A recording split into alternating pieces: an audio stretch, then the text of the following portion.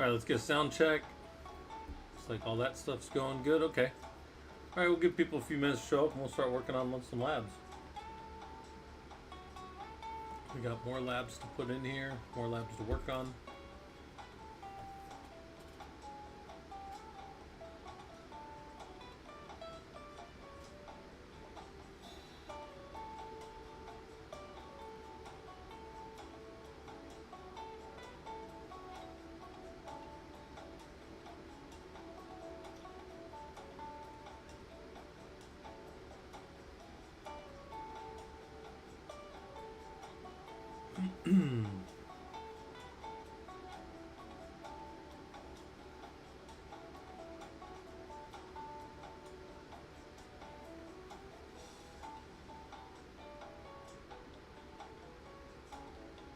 It's interesting to me how quickly. Hey, how's it going, Raleigh GG? It's interesting to me, and Pesla, you're here. It's interesting to me how quickly my YouTube side of things falls behind. So, like, I have a monitor up here that keeps track of what's going on YouTube and what's going on Twitch, and it jumps between them. It does the same thing that happens here, in fact, when I turn on my little revolver tabs, and then it jumps through all of them. But it's funny that the YouTube side constantly falls back, and it's like at the end of like a 3 or 4 hour stream the other day, it was like an hour behind everything that I was doing. Now, when I refreshed it, it would be updated. Oh, look, Ranger down there, and it would be updated, but then it's not otherwise. So, all right, we're doing the book. We're working through the book, and we're also adding things to it as we go. I've done the first 16 labs on. What I do, I did them on Saturday and Sunday, and then now we're up to lab 17, which is package cleanup and security stuff. So we're doing that stuff. If anybody wants to do it with me, they can. I've got some ideas for updating the monitoring in the lab, so we might mess with the monitoring a little bit. I got to get back around and clean up some of these codes, some of these values and stuff here. I know how to do it, I just haven't gotten around to it. Hey, Robodom, how's it going? So the whole gang's here, so we'll go through this. Whoops, I don't want to do that. Let's go here, and Ranger's licking his bed, because that's Ranger for you.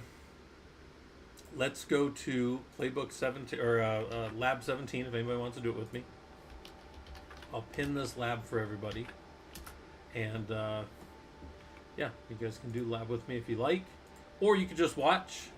Or you could work on the labs later. You don't have to do them now. You can always join the Discord and hang out and talk to people that are doing them or working on different stuff. The gang does include Ranger, yeah. The gang does not include my wife, though, because she just left. She's going to go see a play with one of her friends, her friend Jen. We've known Jen a long time, and they like going to plays together. I don't mind going to plays with my wife. I just typically wouldn't go during the week. I had some college stuff to work on, and, well, I have grades to do because the classes just closed last night for the college. Well, they closed on Saturday, technically, but I give the students an extra day. And then I had to do some posting today for my college, and I was talking about this stuff right here, which if any of you guys remember when Oracle bought Sun, and then when IBM closed on Red Hat, and then also some file system stuff. So different stuff, and then I use that and I annotate it.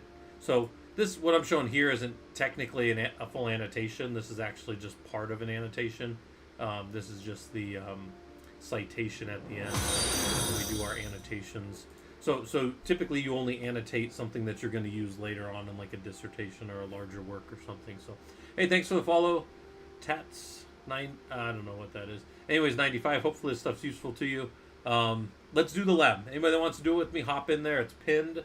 Better yet, Shark, thanks for showing up. We are doing Ansible.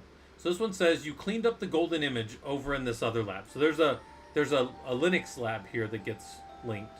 And over there, we assume that you stood... Oh, there's Inspector. Yeah, now the whole gang's here, right? Everybody's here. But the golden image is this idea that we've got this base server that gets stood up in our environment. And Control Byte, thanks for the resubscribe with Prime. Where... Did that not... That's weird, man. So I thought I had fixed all of my alerts, but apparently my Prime one's still not doing things, so I apologize if that didn't pop up. But I do appreciate it. I appreciate you guys all being here. So now we've got this baseline image set up a certain way, And our plan is to use Ansible to push this change everywhere else, like everywhere else in the company. We went manually in that other lab right there, this lab that's linked. And by the way, that lab, you just find it inside of the labs that we're doing. There's Kano. Everybody's here. So you go and you do that, and you get that image ready to be pushed, in perpetuity. Or you could use there's tools that'll do image building for you. In fact, in AWS, there's an AWS image builder, and then in normal systems world, there's Packer. If you want to use Packer for building things, and Packer will even build up Docker images for you and stuff. So if you have software code that you want to turn into a pipeline that always gets put up into, you download Alpine, some version of something, and then you put your Python or Vue or whatever your code is that you're putting in there, and then you publish that up to your repositories to run later. That's a tool that'll do that for you. That's a HashiCorp tool, by the way, as well. So it should be affected by their BSL from last year, which is their business source license change, right? So that's what I was talking about when I first came on. So let's look at this real quick. There's a couple of things that are happening in here. We'll cat root hosts, and there is a very basic host file. That's what we have in this lab.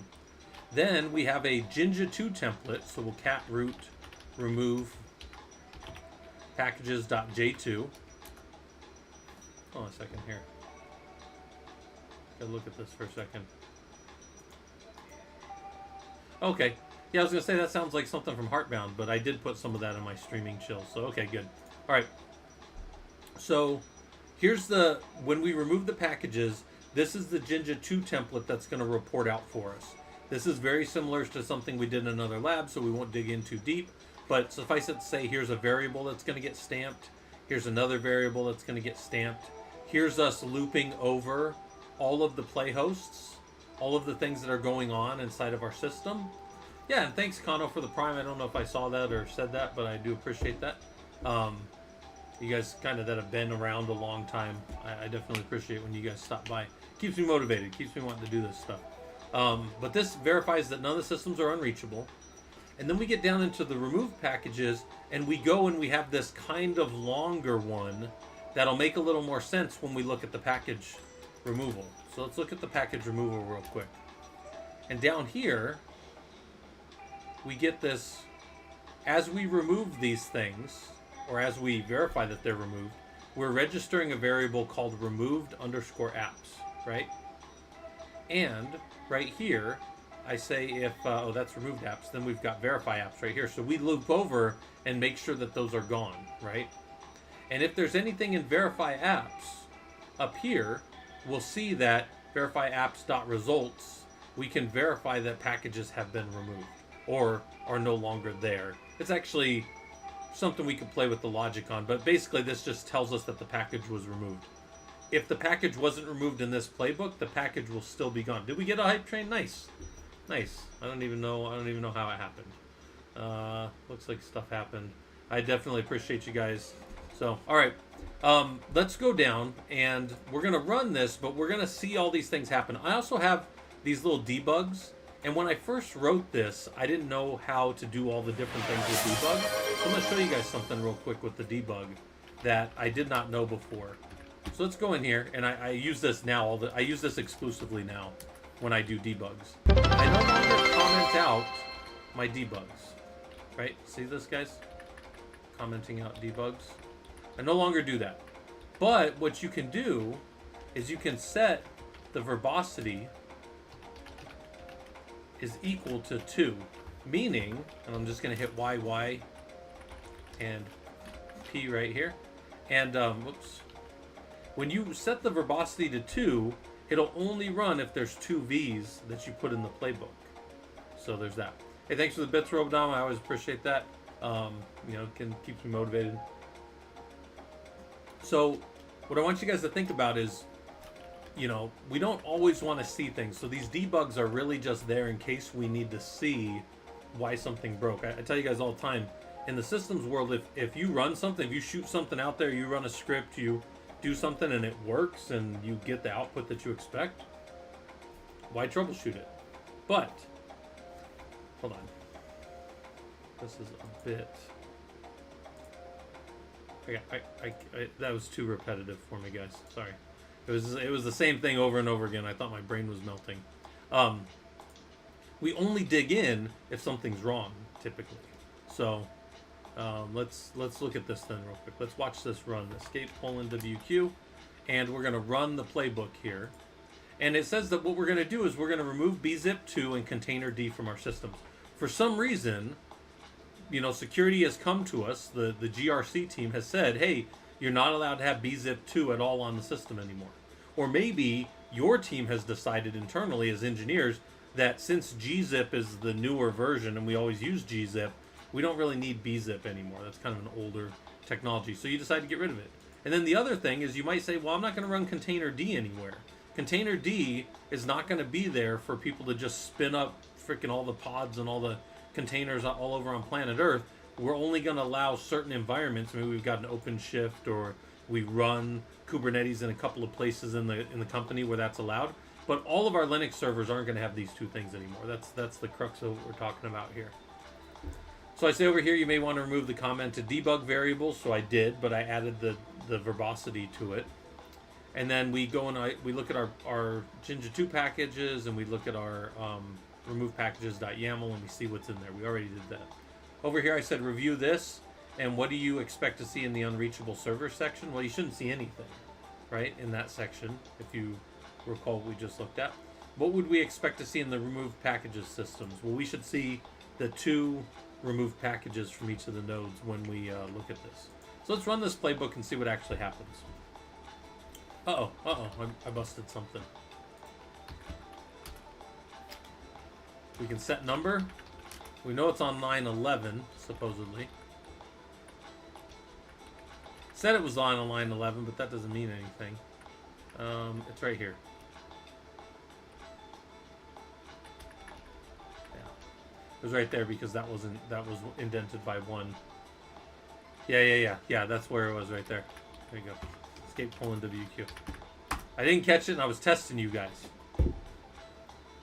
Why does it say it's on line 11? I don't know. I never even bothered with that kind of stuff. But yeah, that's what it was. It was indented 1 too far. That's because I removed the pound signs, but I didn't clean up the spacing on that one. So you do, guys. Ansible cares. YAML matters, right? You got to do it all in the right spots. So this will run.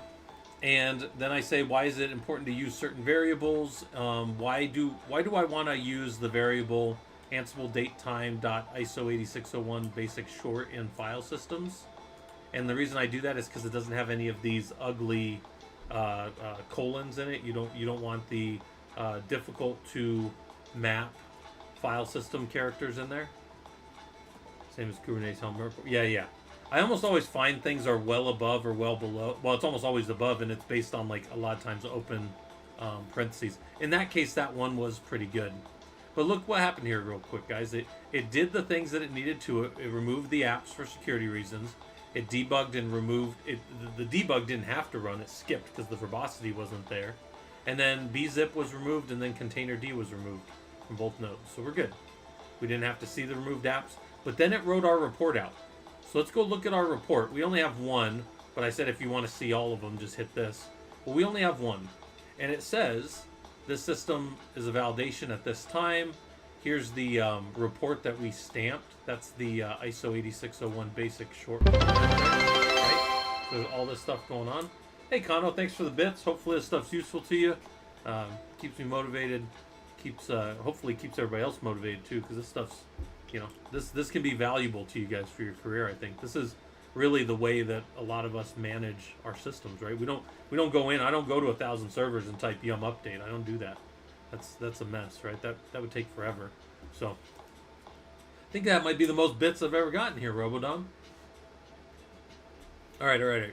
So this removed all. So one of the things I always like to do with playbooks, though, is we're gonna run it again, guys. Right? Because we want to see. And thanks for more bits, Kano. I definitely appreciate that. Let's watch this run again. Because what happens the second time it runs? Now this is weird, right? It says it was already removed, but my verify had to happen again. But why did my verify have to happen again? We'll look at that here in a second. But all the things happened, If I rerun this, it'll show me the first one and the second one. And this is where I was telling you, I have a bit of a logic error in this playbook. The stuff was removed the first time. It was not removed the second time. However, what's more accurate to say is these packages are no longer there. These packages are not there as of this play, and the packages are still not there as of this play. But I said it was removed, and that's not technically true, because what if somebody comes along and goes, well, hey, Scott, I thought you ran that a long time ago, and when you just ran it again to validate it for me, it tells me you removed it, so you didn't remove it on all those nodes before. And I go, no, it is. It's just the way I reported it out. Sometimes people go look at stuff, and you want it to be as accurate as possible. Anyways, let's look at why did this have to happen again, guys? Why did this happen again? Oh, Kano, man, you don't have to.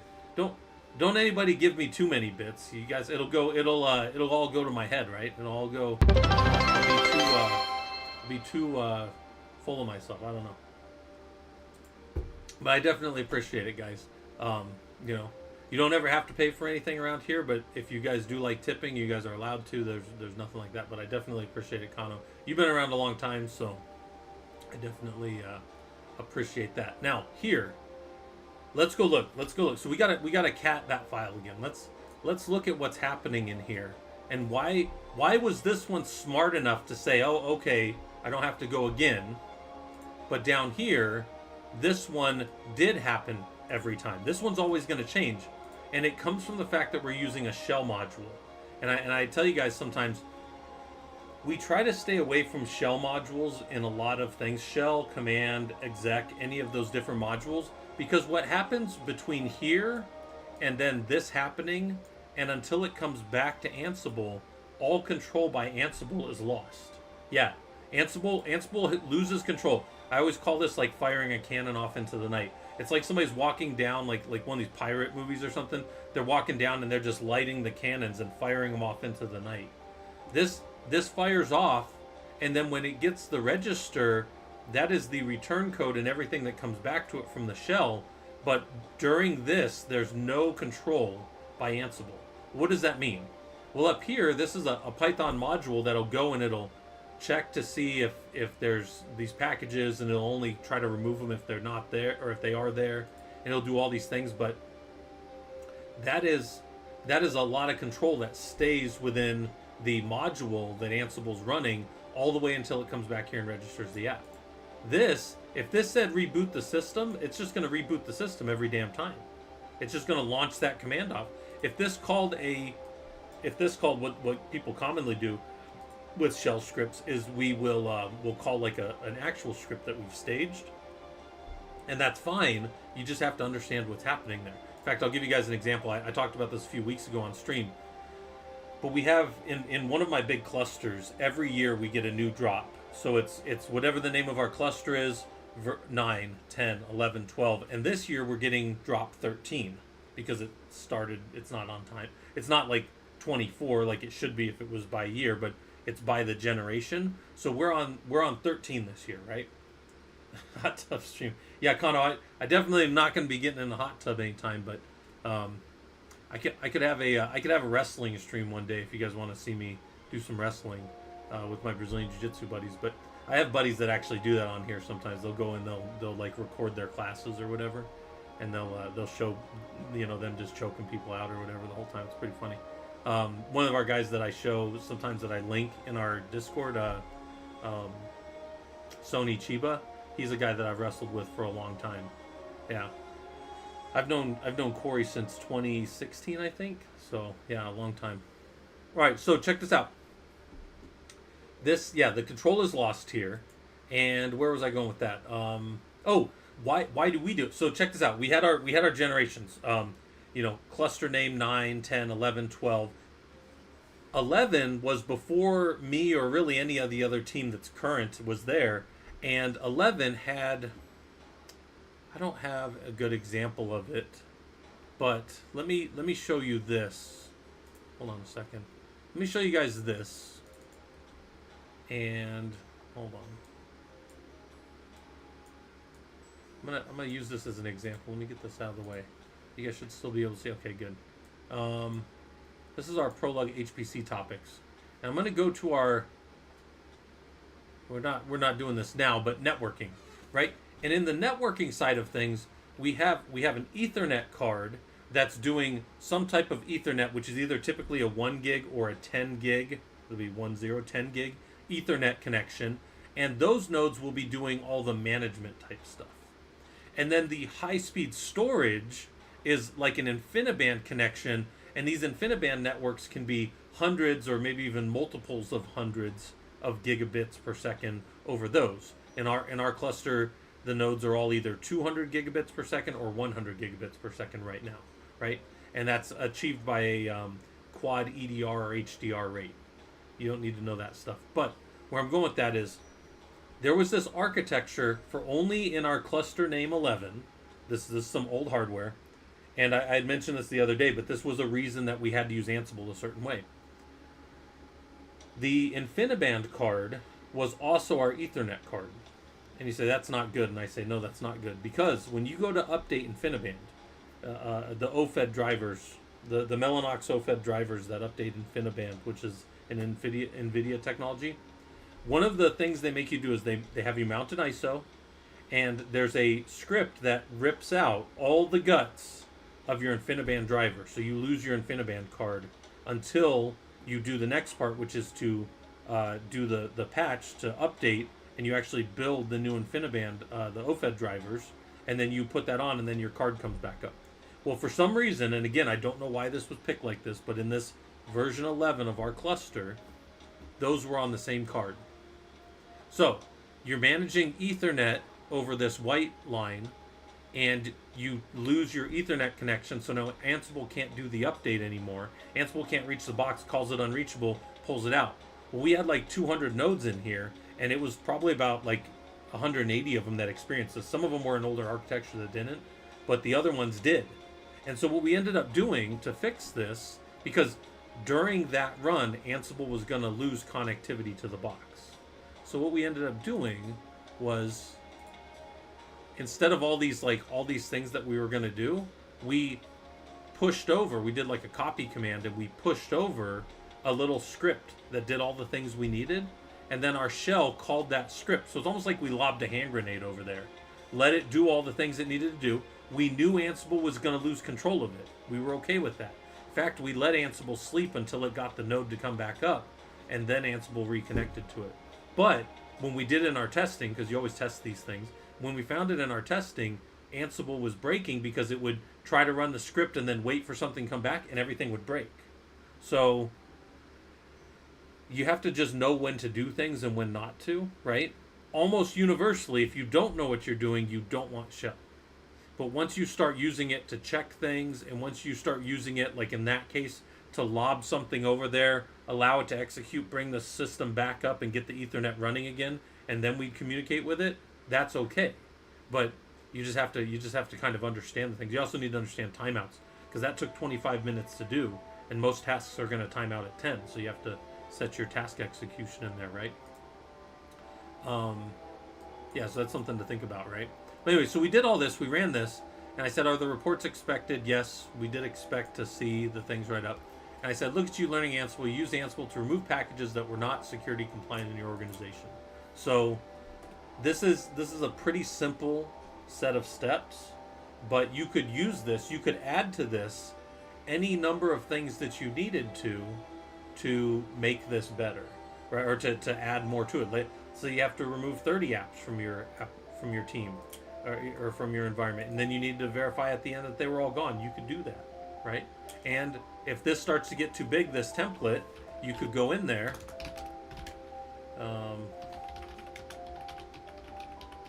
and you could modify how this outputs, so maybe it doesn't keep repeating over it and showing you all of the results. Maybe you need it to only show you one time for the server, and then you could go in there and you could verify that. Maybe you don't need to know every single package on all your servers. You just need to know if a server was changed, and that's something you can do down with these variables.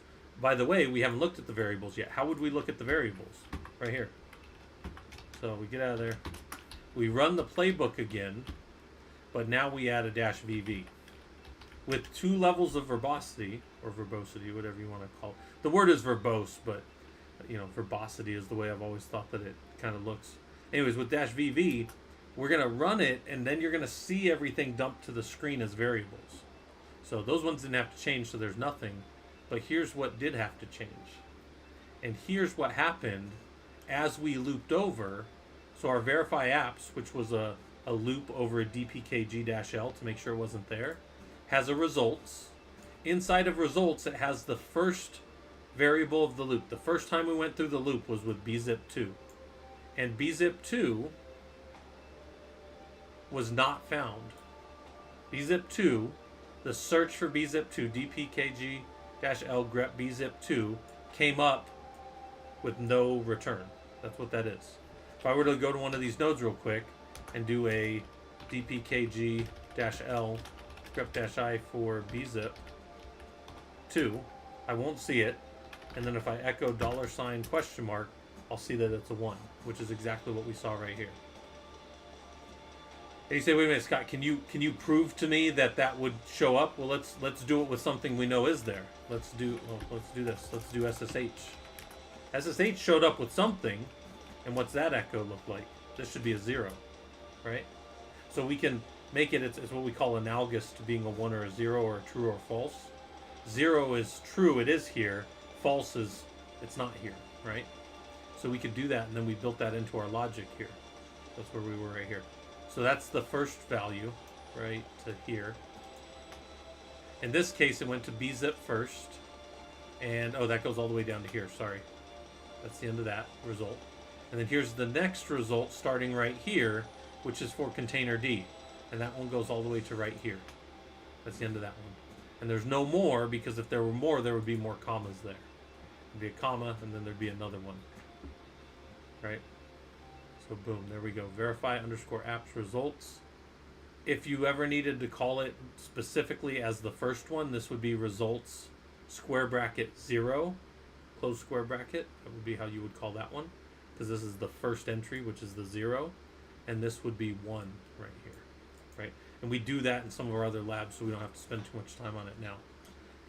But I say, what does register remove apps do for your playbook in the apt module? So when we did our here, register removed apps, it registers what it did in that apt with the package and these two arguments, or these two list items as it were, in packages, and it should have kept track of the fact that it did something. Now, when it did it the second time, it didn't have to do anything there. It found that they were already gone, so it didn't change anything. But in the first run, which I don't think we have the first run anymore, it's scrolled off the back. Yeah, I'm pretty sure.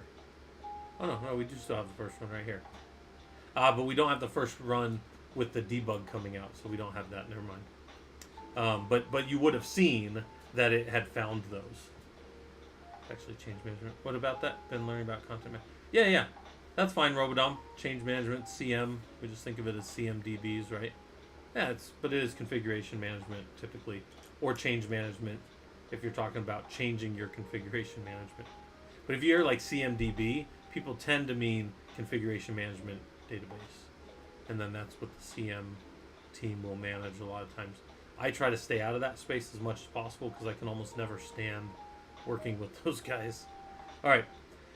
So anyway, so we did that, and then I said, can you change the remove package in verify app variable? Why is it relevant that the .rc is equal to 1? Can you change that to be package name is not present? Yeah, I could do that. I could come here. Here I remove packages, and I could say package name,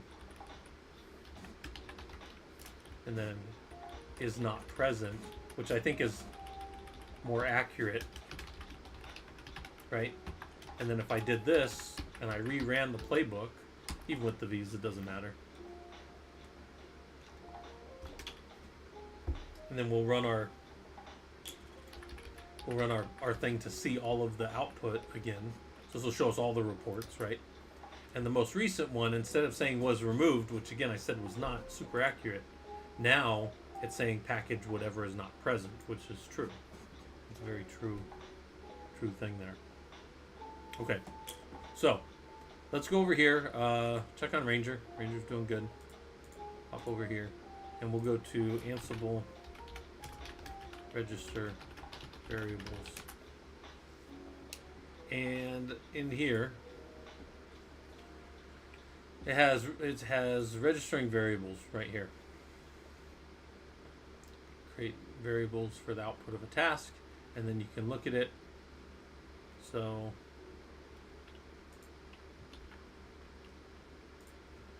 digging deeper will be read the documentation on registering Ansible variables here, right? And then the first question will be, what is the syntax? The playbook to register a variable. Well, you saw that twice in that lab, so you probably know that, right? Here's the syntax to register a variable is simply register variable name, right? It's right up here. You just register it by name. Register and then some arbitrary name, right? And then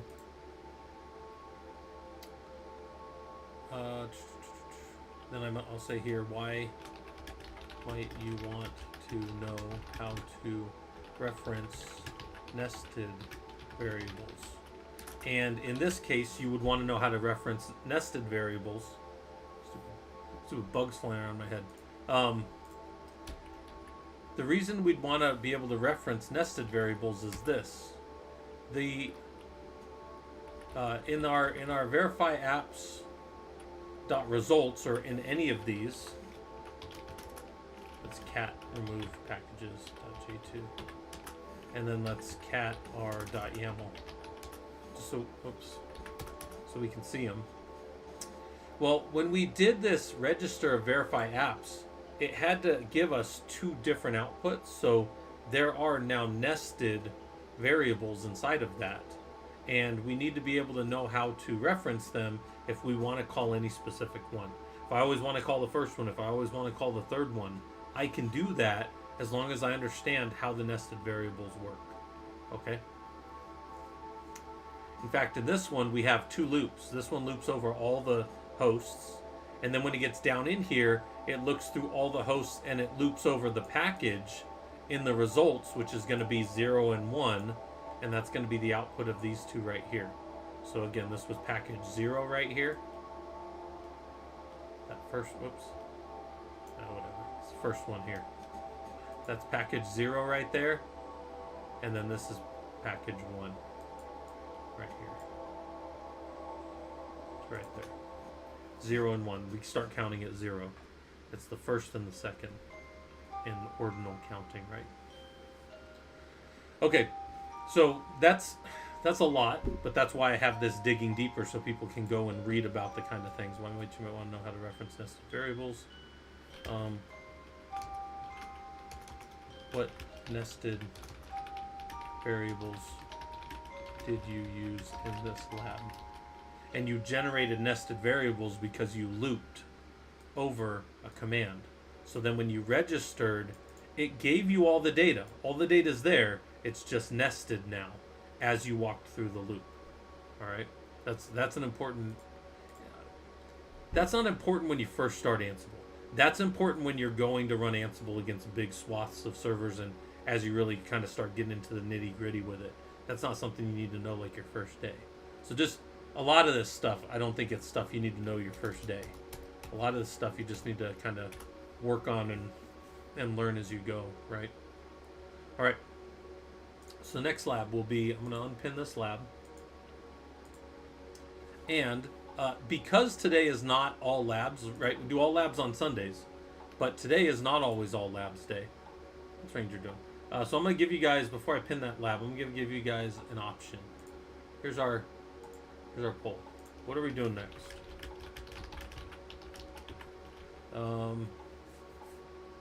More Ansible. Troubleshooting. Troubleshooting.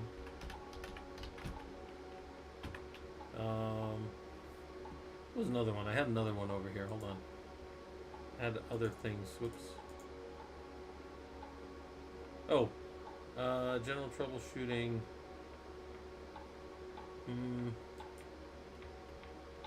How about getting into industry? How about yeah,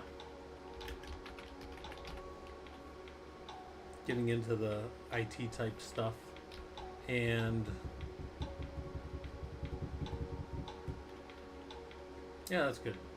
I'm gonna make that a 5-minute thing, and you guys can vote on that if you want. All right. So you guys vote on that. I'm gonna keep messing around in here. What was I doing? I had something I was working on earlier.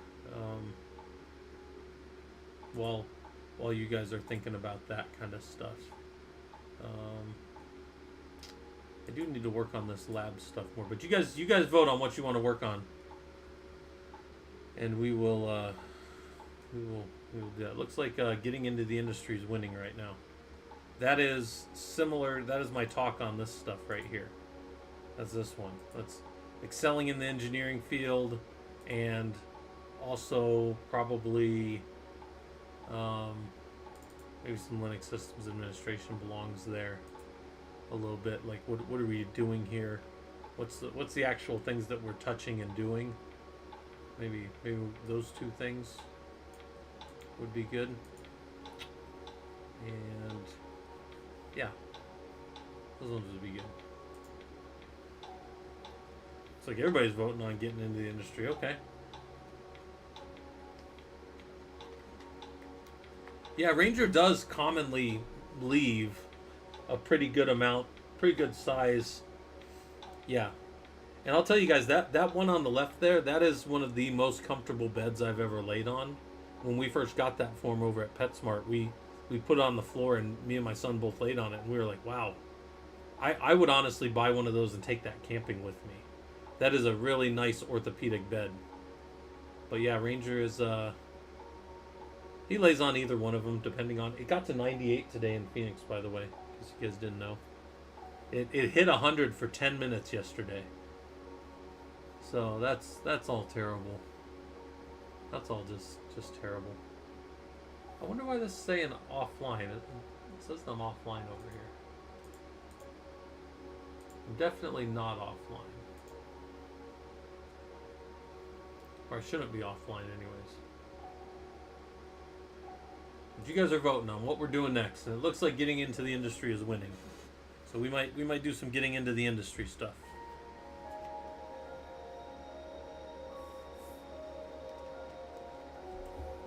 Getting into the industry, figuring out kind of your skills and things that you want to work on and get better at. I can also pull up a couple of things that I would go do, which is namely here. The next Moses, some of the stuff is up on our Discord, and then also I'm leaving stuff up on YouTube now as well. So like, yeah, our presentations are in Discord. There's a presentations channel, so people can download any of these things. But yeah, I'm pretty sure most of these are up there. Yeah, it's pretty much summertime here now. My AC has been on for a couple weeks, so yeah.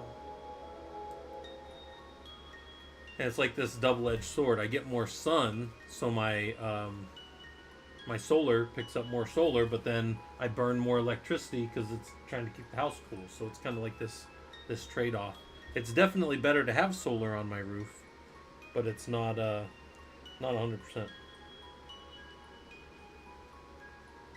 We will get back to Ansible tonight, by the way, but we'll do a little getting into the industry talk, and we've talked about some of this stuff a few times, but I will I don't mind talking about it again. Let's pull up the here's our beginner stuff. We'll pull up some things that we have that I think are good or useful, right? And I'll let you guys finish that poll out. You got another minute or so, but it looks like it's probably going to be... It looks like the winner's going to be getting into the industry. So that's probably what we're going to talk about then. You guys can still vote, though, if anybody wants to talk about Linux or troubleshooting. But it looks like people are saying getting into the industry, so we'll do that. Um, these links are down there, so I'm not going to relink them again. But these are some of the things that I think, as we talk about some of this stuff, it's things that I think that you guys should work on or know or whatever. Okay, so we'll talk about this one. We'll do this one first. This is a little presentation.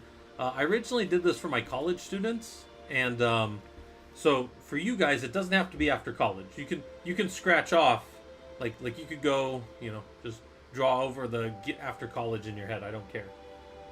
We have that. Yeah, beginners is just a different command, Robodom. I have a few different commands I don't think people know about Robodom. If you do commands, I've added a few commands the last few months that I don't think anybody... I've seen... There's at least one command that nobody's ever done in our channel. I've tested it before, but nobody's ever run it. Yeah, I think actually, I think there's two that have never been run looking at that. So, yeah, there you go. There's our channels. All right, so we'll talk about this. And...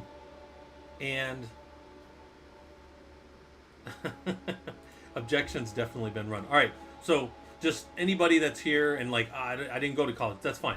I don't think you necessarily need college, but college is just one other thing that will help you get into the engineering field, right? And some places require it. It depends where you're going, and some government projects and stuff require college degrees, but it's not. God, these little bugs. But strictly speaking, it's not needed, right? So let's talk about. This is my quote to get you interested. There's like these little bugs in Phoenix when it is like just starting to get summer again. They're not mosquitoes. They're like these little ones, and all they do is just kind of wander around like mosquitoes, but they're not flies. I don't know what these. There's always like one or two of them that pop up in my room, but they're super annoying because they want to get right in your face. Yeah, they're like a little bigger than a gnat though. You might even see them here, but they do like to go to light. So like they're going on. There's the one right now. But it's just kind of bugging me. It keeps flying in my face. So, all right. Yeah, we have a dungeon. The dungeon's down right now, though, but I will get that back up. In fact, the more interest we have in that will spurn me getting into there more. Those nodes are technically up, though. We have those all up in our environment. Oh, where are they? Yeah, they're the dungeon systems, and you guys can get into them. Some of you guys also know how to get in with our guacamole system, which is a pretty cool little through the browser connection to all of our systems. So, all right. So this is a random quote to get you interested. Education is not the filling of a pail, but the lighting of a fire, right? I want to get you guys thinking about like you never are done. Like when I started school, when I got out of my high school, I thought, oh, I'll just go to college and I'll never have to do college again. But actually, I went in the Army first because I got told over and over again, oh, if you don't have all these classes, you can go into college. I didn't know that as long as you have money, you can go to college. Like, college doesn't care. You learn that later, though, but when you're in high school, they'll tell you that. But anyways, education is the filling of a pail. It's not the filling of a pail, it's the lighting of a fire. So once you start learning things, the onus now goes on you to keep knowing things. And that's actually one of the things that, like, I kind of kick myself, man. I could have just laid bricks my whole life, but probably wouldn't have made as much money. But my point is, like, in the IT space especially, things are constantly changing. There's always new stuff to learn, right? So there's like things we always have to do. Yeah, anyways, so here's my quote. This is the value that you add as an engineer to a company, right? Companies don't run Linux servers just to run Linux servers. No company has ever said, we've hit 1,000 Linux servers, we're gonna break our arms patting ourselves on the back that now we have Linux servers running, right? They want you to focus on learning the right things instead of distractions. Yeah, I definitely want you guys to know the fundamental things because, the command line Linux and, Unix before Linux has not fundamentally changed that much in the last 40 years, right? So what I want you guys to do is understand that this is what the business wants you for. The business basically wants you for two things: to know what the good technologies are and what people are doing and staying abreast of what's going on. And then the other thing they want you to do is troubleshoot shit. Those are your two skills. At the end of the day, our value add is how well we do those two things. Like being able to build things and answer technology problems, and then also troubleshoot things are the two things that we bring to the table. So if we know that, our goal then becomes, how do I best do that? How do I know the right things? How do I make sure that I'm ready to do those things when called upon, right? So, Cookie Moscato got a job with VA, even though the systems are new to me. Hard crazy with the fire and federal. Nice, nice. Yeah, I actually have a couple buddies that are in the VA system, and I've worked with the VA a lot since I got out of the Army. I actually joke around about the VA a lot, giving veterans a second chance to die for their country. All right. The VA is a lot better since General Shinseki got out of there. And if you guys want to go look up who General Shinseki was, he was a real piece of work. That guy. Here's my overview. Here's the major topics of things that I think that you should do. If you're not doing anything, one of these things or multiple of these things will help you. Now, if you're not doing anything at all, I think this last one is probably the most important for you. You got to remember, for me, I was dealing with people who have already started their education. So certifications, I think, are fine. Home lab is good, and knowing where to go work on stuff. Not just the home lab, but things like Killer Coda, that's free. Any of these other sites, even though I don't like their names, Hack the Box and Try Hack Me, they're still good because they're still hands-on systems, right? Book collection, I'll tell you guys, like, I think books are more rigorous than just going and finding stuff on Stack Overflow. Sure, Stack Overflow keeps the world running. I know that. I'm probably on Stack Overflow every day looking for something. But there's a lot more rigor around writing a book and more correctness in what's happening within a system that you'll find within books, right? And then this one I think is the most important. Like, if you're just telling me, hey Scott, I got nothing else, man. Like, I'm not going to school. I don't have to concentrate for it. I don't have the time. Go find yourself hanging out with people that are talking like what you want to do. And I tell people all the time, if it's not our Linux group, we've got a professional Linux users group. If it's not us, go find somebody. Look, there are people on Twitch here that I physically get ill listening to. In fact, one of them I tried to listen to earlier today. I literally can't even listen to these people, right? And I'm not even saying they're not good at what they do. I just literally, like, not even for 5 minutes can listen to them ramble and talk. I bet you there's a fair amount of people that can't listen to me talk. That's fine. If there was a thing out here, I tell you guys, in Phoenix, there was this place called Charter, and it was like a mental health place. And they always said in their commercials back in the 80s and 90s, if you don't get help at Charter, please get help somewhere. And I tell you guys this, if it's not me, go find somebody. Inspector tries to get banned. Yeah, he tries to get banned from different Slack and IRC channels daily if he can, right? But go get out in some place that's interesting to you, right? Go find. Don't go to Wendy's, right? Inspector, this is a Wendy's, sir, right? Like, don't go to Wendy's. Go find some place where people are doing the things you want to do. And I don't mean to say this as like that cliche, find 10 people and your 10 friends are you in 10 years and all that kind of stuff. I'm not telling you that like in a cliche way. I'm just telling you, like, go find people that are doing the things that you want to do. Because there's all kinds of discussion groups. There's all kinds of podcasts so you can hear how these people talk.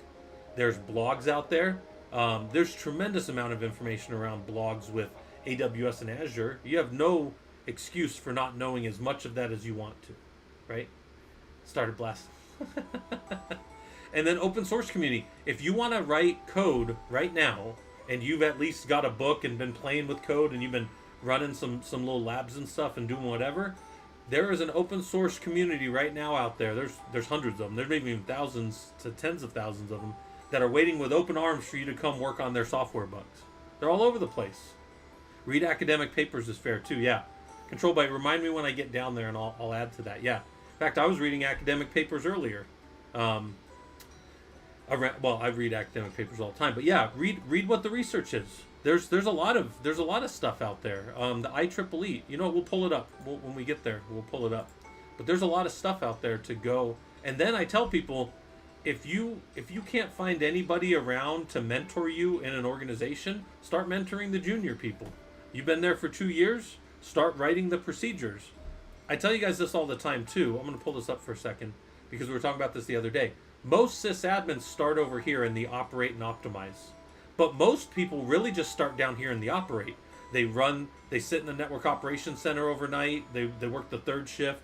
They work in the security operations center, and they're just responding to, your SIEM solutions, your security and incident event monitoring, or security information event monitoring. People say that differently. Or they're on the help desk. But I tell people, if you just sit there and operate the systems forever, but you never start optimizing it, that's one of the reasons you're getting passed over to go do this other stuff that's more of like the project work and the stuff that people want to do. So, but if you're working in the NOC for a couple years and you start building the procedures and you start writing out the procedures to make your life easier and the people that come after you easier, and you're writing the workarounds until the engineers can, put that other stuff in, and you're making a note that like, hey guys, this happens on Thursday nights, and then we just do this one procedure, and we know we only have to do it for a few more weeks until the new Grafana system comes in, it's understandable. And if you're doing that kind of stuff, that's the stuff that I really think gets people noticed. Because I've told you guys this, like me and my boss, when I used to work at AAA, my boss that hired me over there and made me his Linux and then later the platform engineering lead, he and I used, hey, Go Slow Pro Yo, or Go Pro Slow, I can never say that right. Thanks for the raid, or I see you here. You're the one who maintains the things. So actually, there's some people in here, Inspector, and some of the other guys that do security stuff that might want to get on there. But it's Leon that raided. Hey, we're over here though talking about like sysadmin stuff and getting into the engineering field. So, anyway, so yeah, maintaining stuff. I don't know what I was saying, but anyways, over here. You got to do this stuff. You got to get better at this stuff, right?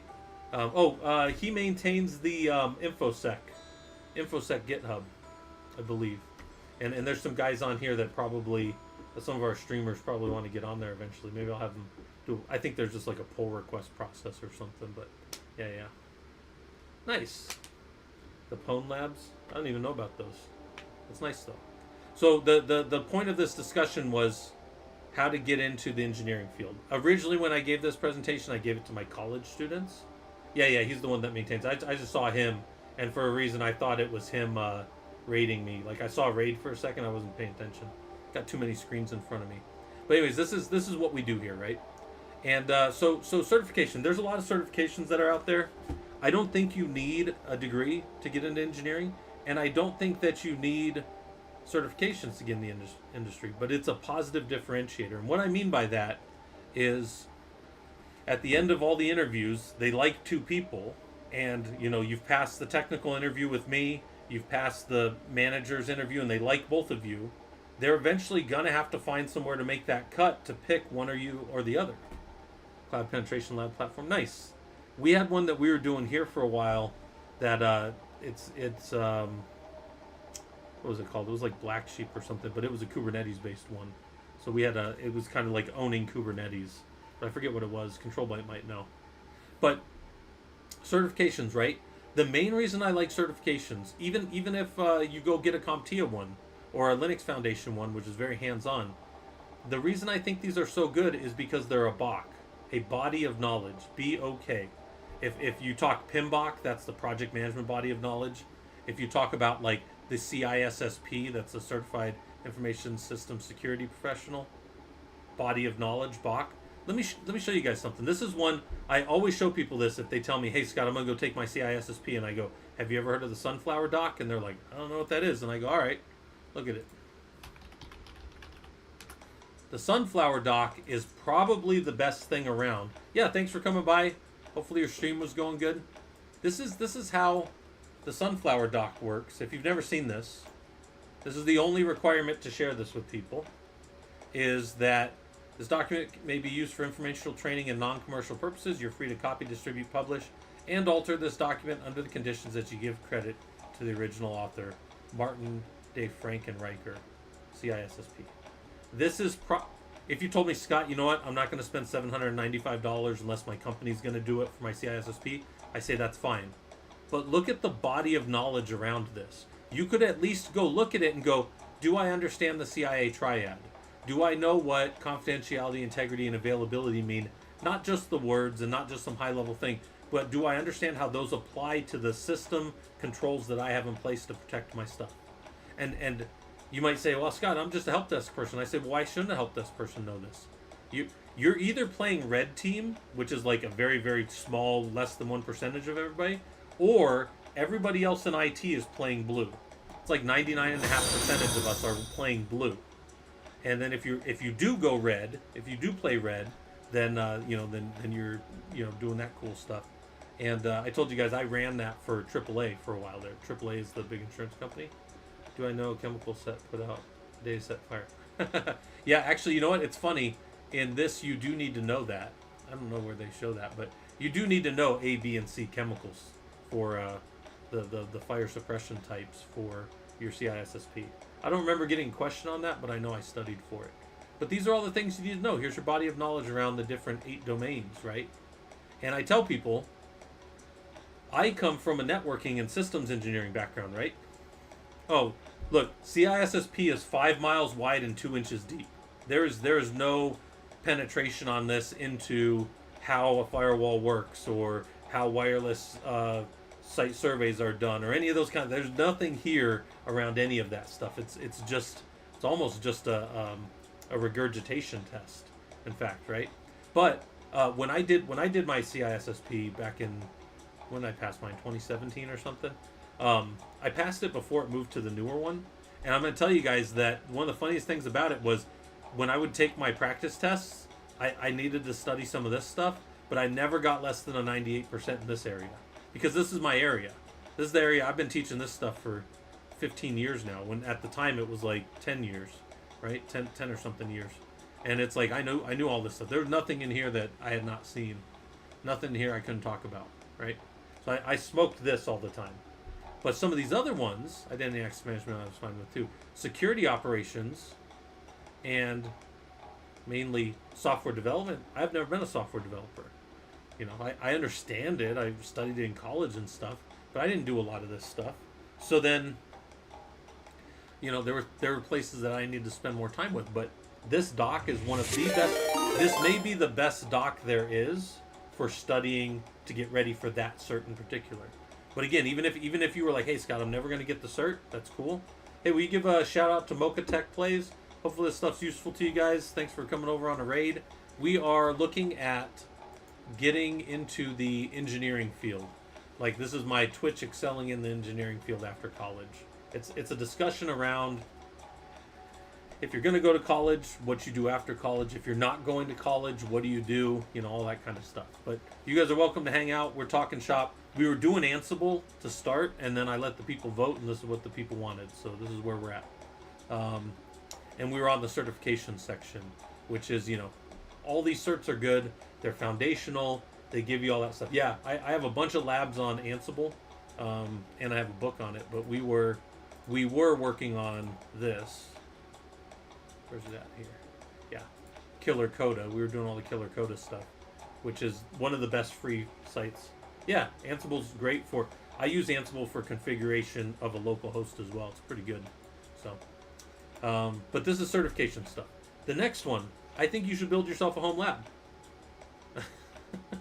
Monkey Man, I did let people vote. Yes, build yourself a home lab.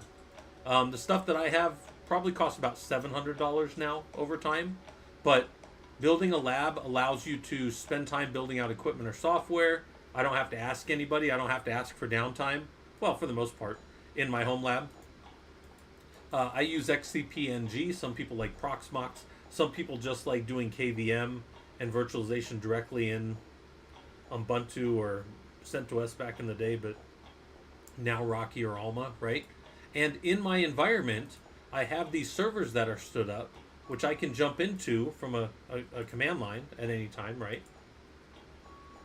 No, Robodom, I would say the minimum to start a setup for a home lab is probably, well, shoot, if you just have an old piece of hardware, but I'd say the minimum for like a little rack like I have a little half rack behind me with like just one server, or with the 3 servers. But if you just had one server, you can sometimes pick those up online for under $200. So I have 3 of those servers. That's why mine's closer to worth about $700 or so. But my stuff's all out of warranty old Dell hardware that's just kind of hanging out and turning electricity into heat most of the time, right? And then in here, I can do all kinds of stuff. I can build the networking up, and I have different networks for different things. In some of my environments, I have, like in this one, I have C router, and then I have a totally different network that communicates for all the dungeons back there, right? The little dungeon nodes that we have and that kind of stuff. Pricing 10 gig ether. Oh man, Spectre, that stuff, some of that stuff can get pricey, especially the switching. Um, yeah, so Occident Prone, if you need to set up a home cloud lab, you could do, so it could be as easy as this. So I'm going to CD down into root stream. I think it was root streams. And then code examples, Linux admin.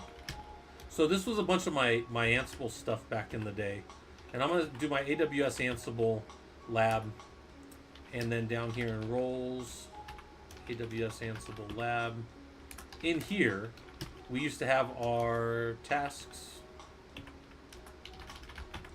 And then we had all these tasks that would go out. And this would do some Vault calls, and it would do some Vault login stuff. And then it would go and it would push this stuff over, and it would call Terraform, which is up here in Files. And then Files, Terraform Lab. And then it would deploy this Terraform state. Oh, no, that's a state. Main.tf right here. And it would go and it would deploy these nodes for us out there. And then this was the one, if you guys recall, this used to write into our sandbox in the Discord, and then you guys could jump in there. Well, if you just needed to, if you said, hey, the question was, what if we needed to build something out in the cloud? We could do that. Watch this. We go here. That's our server side. Where was I at here? This. I'll go AWS console login. We go to simple to serious, which is my stuff. That is not the login. And then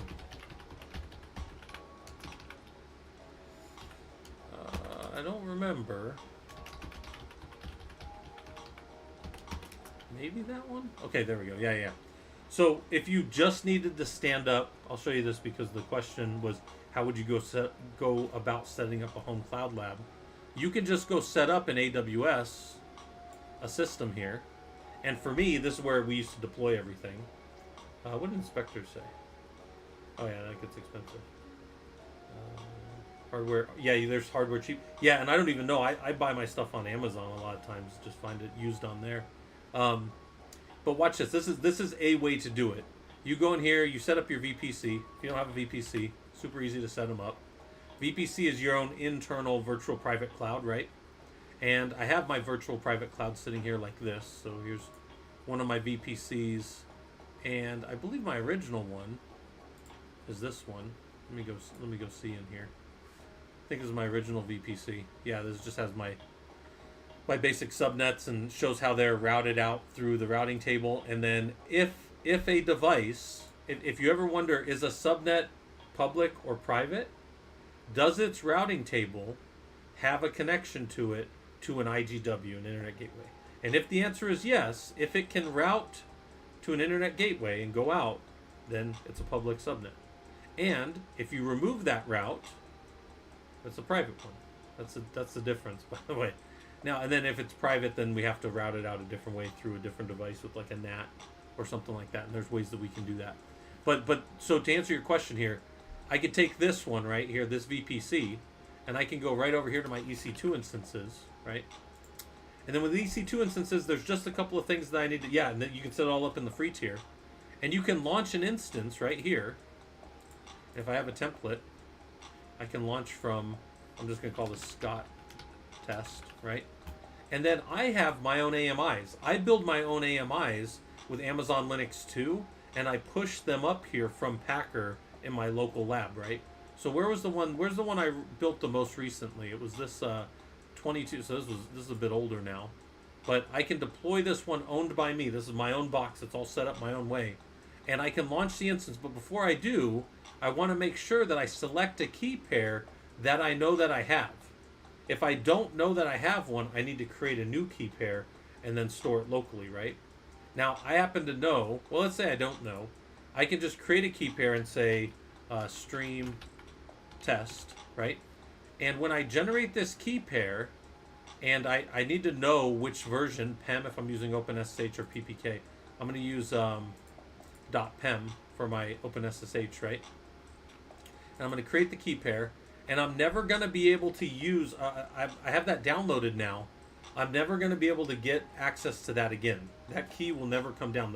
The private version of this key that I downloaded right here, I'll never be able to download that ever again after I stand this up. And then it's going to go, I can just go launch it. I can set some other stuff up, but that's fine. These are all the defaults that I have, but again, we could also push that, like I was saying with Terraform. This is the way we used to do it, was we would build these, and then it would go right out to our Discord. But, hold on, so that instance is up. When that instance comes up all the way, I can go find its public IP right here. So here it is, Scott Test. Go look at it. It's got a public IP right here. Boom. I'm going to grab that real quick, right? Who keygen the private key? They did in this case, Inspector. I could use my own key for it, but I'd let them do it for now. Now watch this. I'm going to do something in Windows. I don't normally do this, but I'm going to pop something up in Windows because Windows nowadays does have SSH. I know. I'm going to go to my downloads folder, and I'm going to do an SSH-I, and I'm going to take that stream. Oops, let's see, stream test.pem. So there's my .pem, and I'm going to connect to that device right there. And it's going to say, look, it connected. That part of the connection with SSH already tells me that I've hit an open SSH connection. Because it's saying, do you want to trust that this machine is even who it is? And I say yes. And then it says, permission denied. Why is that denied? I swear that was a lowercase, but... Oh, there's a reason, guys. Because the user is EC2 user at that. I'm trying to log in as het_t in my home lab, right? Stream test. EC2 dash user? Hold on. Ah, there we go.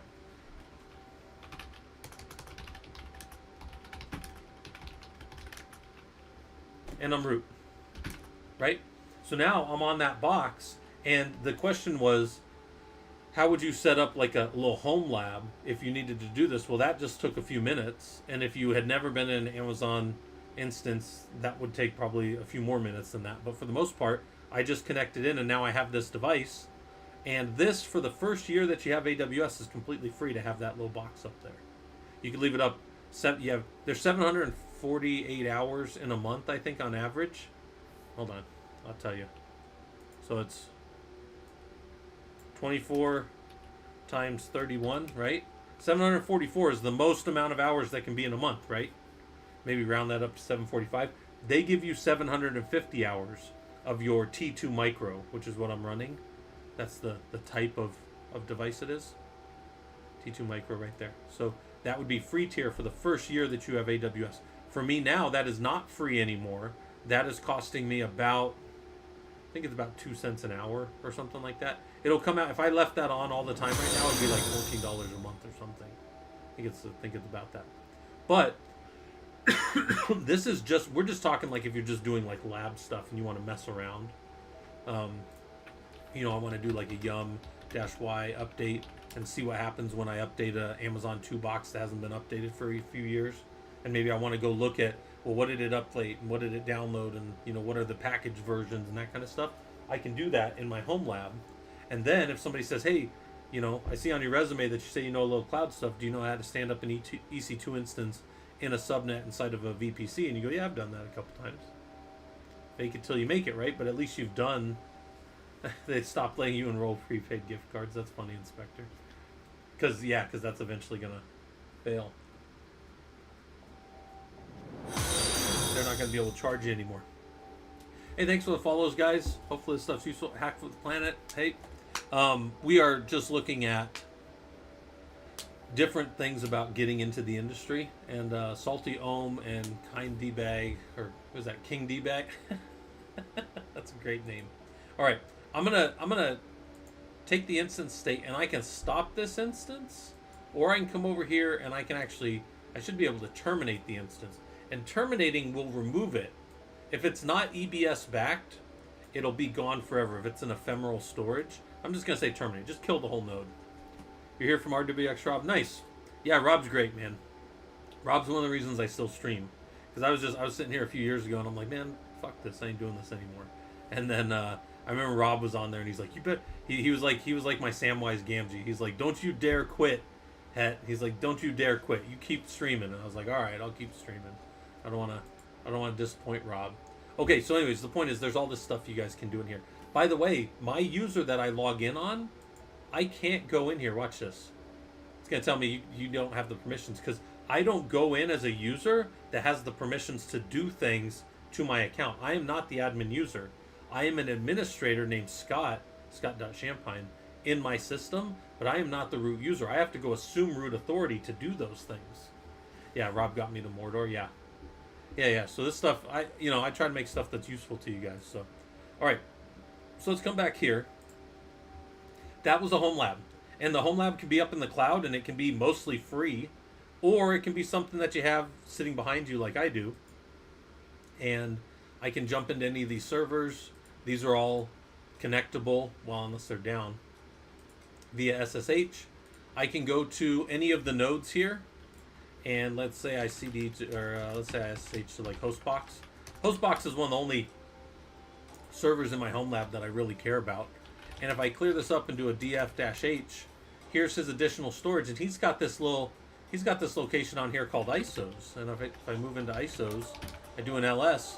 There's these ISOs that are located here, and if I do a export FS, you can see what export FS, so what NFS mounts I have available from this box.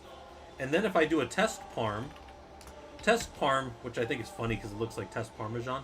Test parm is, yeah, I said parmesan. Test parm is the way that you configure, or you look at the configuration for Samba in a Linux box, right? This has Samba open on my system. So watch this. All of this, if I do a ls-l on ISOs right here, and then I move this over here, and then I pull this up, and I go to any node in my cluster. So I go to like red node 2, and I go to his console. If I wanted to, I could drop over, oh, well, you can't see it because of how I have this, but move it this way. Maybe it'll be easier this way. Damn it. that. Move this over here. And let's say that I wanted to drop down, and all of these right here, which is an NFS ISO library, map to this right here. So if I wanted to install CentOS 7 for some crazy reason, here's my ISO for CentOS 7 right here. And I could mount it to this box, reboot this box, and load up that ISO on there. Now in my home lab, I build templates and then I deploy from templates. Some of you guys have seen that. I have these little dungeon templates and other things, and then I use Ansible to deploy them. But there's that. Okay. Oh, there's another thing real quick. Let me show you. These ISOs here, since it's a Samba share as well, I have a secure connection off of my home box, and I can go to my ISOs, and here's all my ISOs. So how do I get ISOs on the system? Sometimes on stream here, like we have an older Kali. I think our newest Kali is the third quarter of last year, 2023. So we don't have the newest version of Kali in our environment. But if I wanted to download it, I could download it right here on in a Chrome tab. I could download it. I could put it right up here, and it would immediately pop up here and immediately be ready from my Windows machine into my Linux box, out through NFS into my environment. So all those things may sound kind of complex if you're not doing this professionally, but the reason I tell you guys to get a home lab put together is because then you can just break this stuff all day. Do whatever you want with it. And the stuff that I have, yeah, probably only about $700. And I've been running my lab here. That's $700 over the last 7 years. So that's like $100 a year. That's less than you're probably paying if you have like a Cloud Guru subscription, or like a, what's the one, not Pulumi, Udemy for sure, but what's that other one people use? Pluralsight. Pluralsight used to be one. That was one that was kind of there. Okay. So what can you do with your personal lab? Well, you can do personal projects. You can do things that you like. Like I like to do monitoring. Monitoring is kind of related to what I do professionally, but it's not completely. And I monitor Ranger downstairs. Look at Ranger dog down there. Oxton, thanks for the subscription. Hopefully this stuff's useful to you. Look at that. Look at that Ranger dog down there laying around. It's 98 right now in Phoenix. Oh, it's only 93 now. Sorry, the sun's setting. It's only 93 now. That's Ranger. Here's my home lab servers. They're desperately in need of being patched because they're up 115 days. Some of them, right? Need to get that fixed. Here's my logs. These are all the people in the last 6 hours that have tried to log into my system unsuccessfully. Only 93. Yeah, it was 98 earlier. Hey, just joined. Are you talking about setting up a lab in a cloud account or a personal PC? We were doing it, Gamma, up in the cloud a few minutes ago. Yeah. I was just showing that you set up a VPC, you set up the nodes. It's pretty straightforward. I pull it up again if you want to see it. I can show you how to set up a little one if you guys want. I was actually answering a question when I did it. So, look, here's security in my home lab.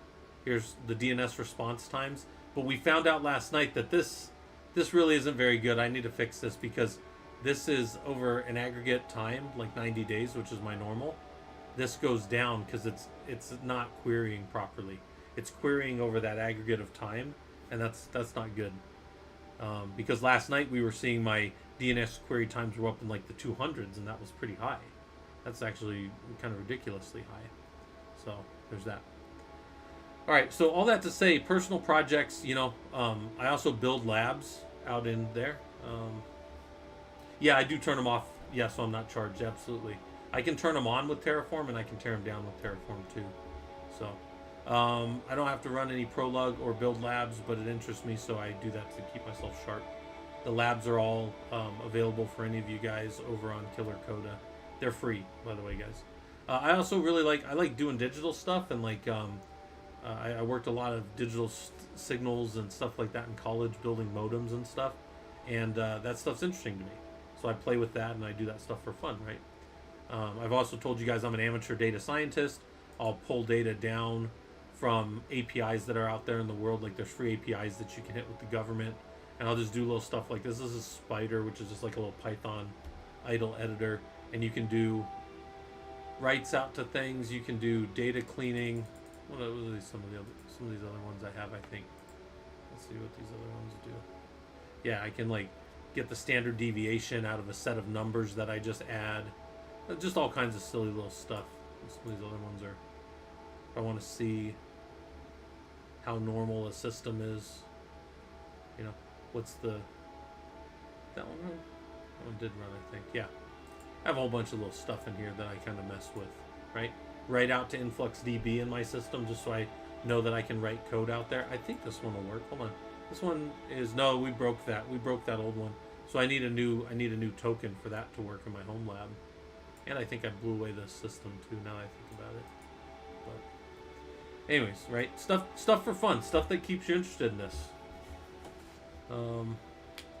I do think Linux is probably one of the best things to do if you want to get into tech, because Linux is such a base for a lot of almost all your security tools are based in Linux. Almost all your big storage systems are based in Linux. All the high performance compute that I've worked in all over planet Earth has always been in Linux. In fact, let me show you guys something fun while we're talking about these things. Let me show you guys the top 500. So top 500 is all the supercomputers in the world, right? And Windows is around. Windows is still the standard for business type stuff. But let's go to a sublist generator here, and let's look at the top 500 for this year, and let's see how many of those were Windows. In the top 500 fastest supercomputers in the world, not a zero one of them was Windows. And if I go to statistics here, and I say for November of 2023, I come down, Lenovo was winning big time. By the way, here's these lists if you want to play with them, right? But how much of any of this was Windows? Let's go look at where's Microsoft? Is it even on here? Microsoft is 2%. 0.2% was Microsoft. And then if you add in Azure, it's only about 1.4 total percentage. Even with Azure involved, even with their back-end luster and all that kind of stuff, they have almost nothing out here in the systems world, right? And you guys can pull all kinds of information out of top 500 if you want. fact, the reason I was in here earlier was I was trying to pull down Lustre information. Lustre is the high-speed file system, and I was doing a quote for college, and I was discussing. Where's that? I was discussing it here. What I was trying to find was, because I remember this from when I was younger, when I was working with Lustre in the early 2000s. Lustre used to be 6 of the top 10 and 60 of the top 100 supercomputers used to use Lustre. I don't know if that's still accurate, but it was at one point pretty accurate that most of the top 500 supercomputers in the world are there. And then if you go, oh, that's interesting, Scott, but how do you know that you're in the top 500, right? Well, if you go to top 500, there's a thing called LinPack. Anybody here ever heard of LinPack? It's a way to do aggregate. So here's the LinPack benchmark. If you guys have never done LinPack, this is a good way to see how fast your systems actually churn, especially big distributed systems with back-end networks and all that storage and all that stuff. But this is how we benchmark systems. So if you've never played with LinPack, there you go. It's a lot of big floating point operations, right? So you can go read about that. Dense linear equations, right? All right. So personal projects. And then there's professional projects, right? Things that interest you but also directly relate to your job. So the other day, actually it was the other night, we were in here and we were sitting around. I was on one of my boxes here and I was right in playbooks. And we were sitting here talking about fixing, where's it at here? Sudoers. So I'll show you guys this here in a second, but let's finish reading this.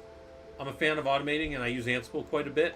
I wrote something the other day here on stream that is exactly what I put up in my high performance compute stuff at work. If you have some suggestions for research topics on HPC, I'm thinking of getting a master's degree in this area. WB Mass, I can tell you some things that I've seen and done in the high performance compute space, and give me a minute, I'll pull that up for you. But yes, I monitor everything at home and work. I maintain, well, when I first wrote this, I maintained close to 5,000 servers. Now I do 1,200 in one system, and then I have 2 systems that both have 2,400. So you can think of that however you want, if you want to count them all up. But back in the day, when I was the platform engineering lead for AAA, I had about 5,000 Windows and Linux boxes, and I could control them all through Ansible. All right, but then Telegraphed, InfluxDB, Grafana, we've talked about this. I can pull everything out and show it in Grafana, and we do that. That's what we were just looking at here. This is our local. This is what's going on with the professional Linux users group servers, right? How many users are in them? What's the CPU looking like across them?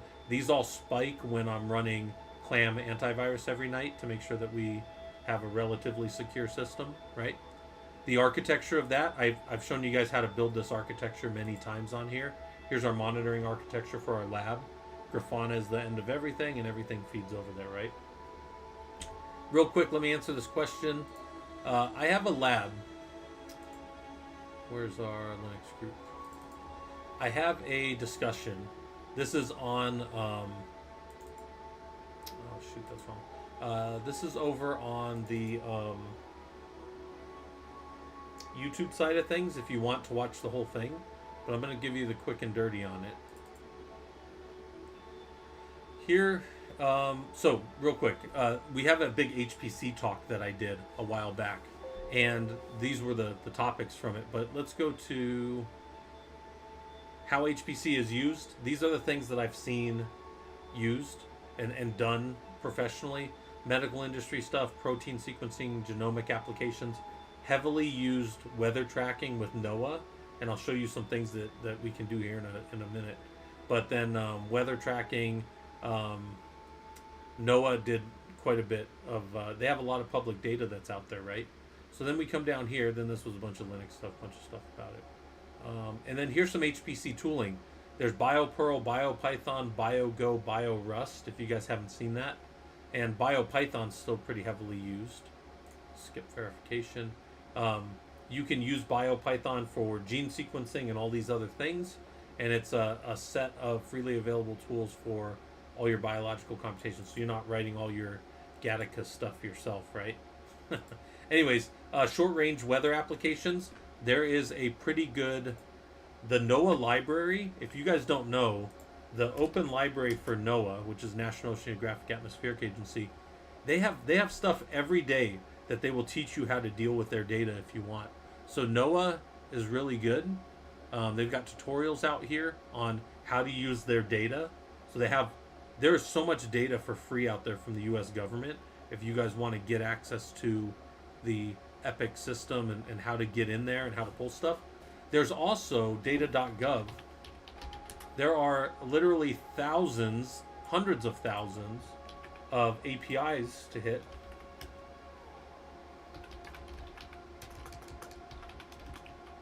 Right? There's those things, API endpoints. There is data. There's plenty of data sets. So data sets are, this is how you get data sets. You go to Kaggle. Kaggle is the place for data sets. So if you want to produce and procure your own data sets, I'm gonna wait until everybody gets back from lab or from the break. So 30 seconds on break.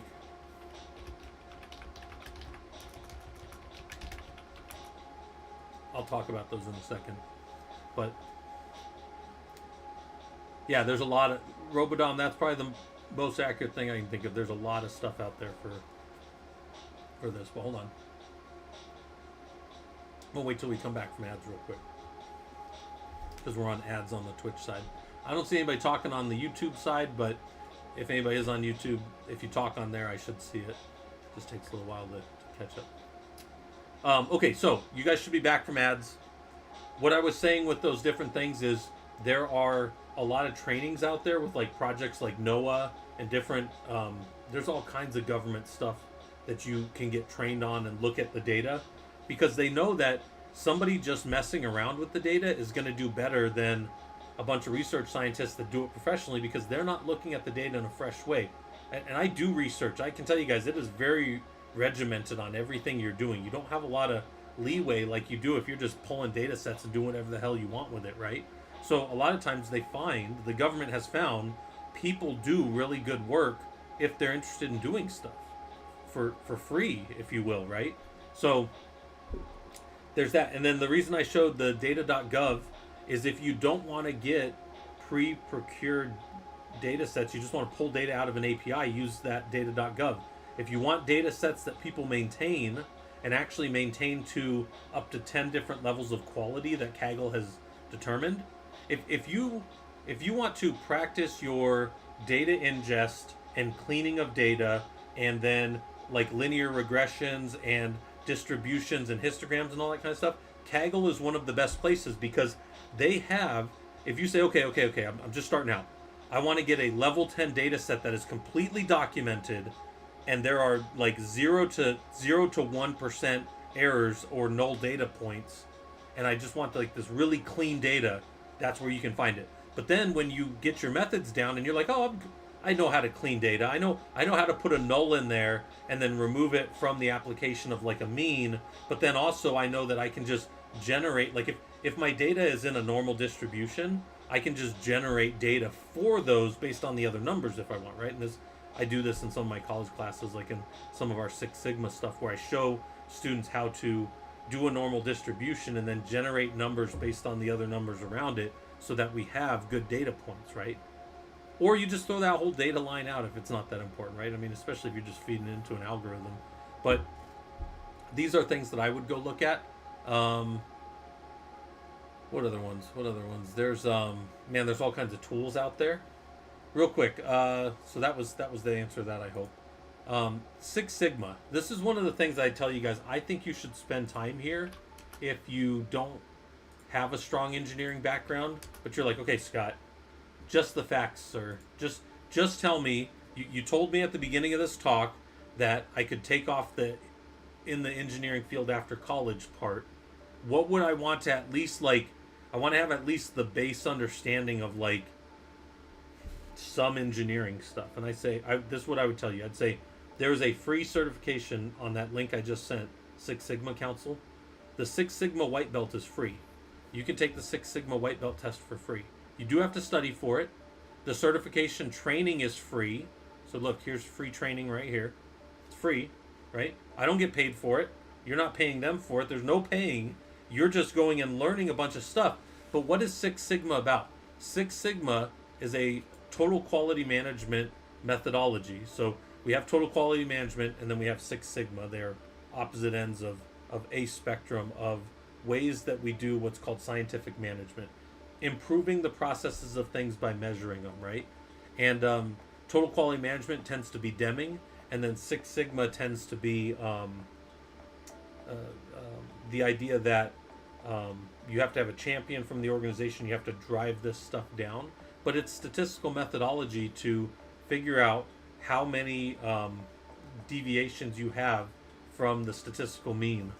And it's pretty straightforward stuff. I think most of you could probably study for like a month and go past the first level of it. Here, hold on. I'll show you guys the first one for the free training. Where's that? Hold on. Am I still looping here? Hold on. I think I've downloaded this a few times, but it'll come up here. And look, they walk you through what you need to know. What is a data-driven process and decision? Well, instead of just guessing, we gather data and we put those data input points to outputs, right? How do we do decision making? What it is, the basic statistics of it. They talk the very basic statistics of it. You don't need to be an expert in it. Number of opportunities minus the defects over the number of opportunities times 100 will give you your yield. And then here's what a Six Sigma level is. If you are at, defects, these are defects per million opportunities for an error, and there's your Sigma level. But we want to get to Six Sigma, meaning if we're at Six Sigma, where are we at? Should show it here. We are at 3.14 defects per million opportunities. They show some basic statistics.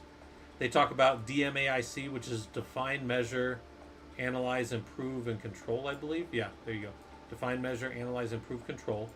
And then the DMADV, which is define, measure, analyze, design, and verify, which deals with giving products to customers, as opposed to this, which deals with processes. Look, if you go to a company and they're like, well, we don't use none of that Six Sigma stuff here, and you go, that's fine. I've never actually been anywhere professionally that does use it, but that doesn't mean that I can't express myself in a statistical way to improve processes around things. And I do that all the time. I use this stuff every day as an engineer. And it's one of the reasons people think I know what I'm talking about, is because I have this background in this type of thing. And then it's check, act, plan, do. And then it starts over. They talk about some stuff with Toyota. They talk about the terminology, and then you're ready to take the test. This is, what is this? This is not even 30 pages, I don't think. So yeah, it's 28 pages. When you use Six Sigma, how you do it. When you go to the upper levels of Six Sigma, you start to actually do the processes of Six Sigma. But the white belt just knows what the things are. And I would tell you the reason this is such a good test is it's free. So it's free, you'll have one more thing to put on your resume, and you'll be able to talk around statistics stuff. Yep. The other one that's really good is the API Academy. The API Academy is free, and it gives you some pretty cool... Let me see if I have this. Hold on. If anybody wants to know what this looks like.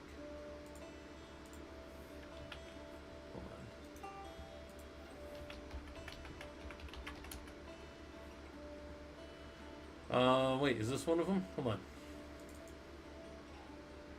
Is that my little... Oh no, this was one of the ones. One of our guys wrote up a nice little study guide for it. But do I have my... Hold on.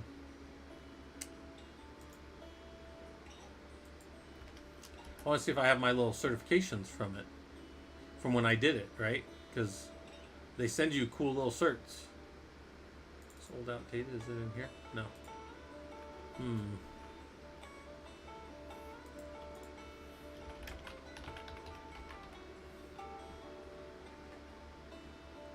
I know I got them. I just don't know where.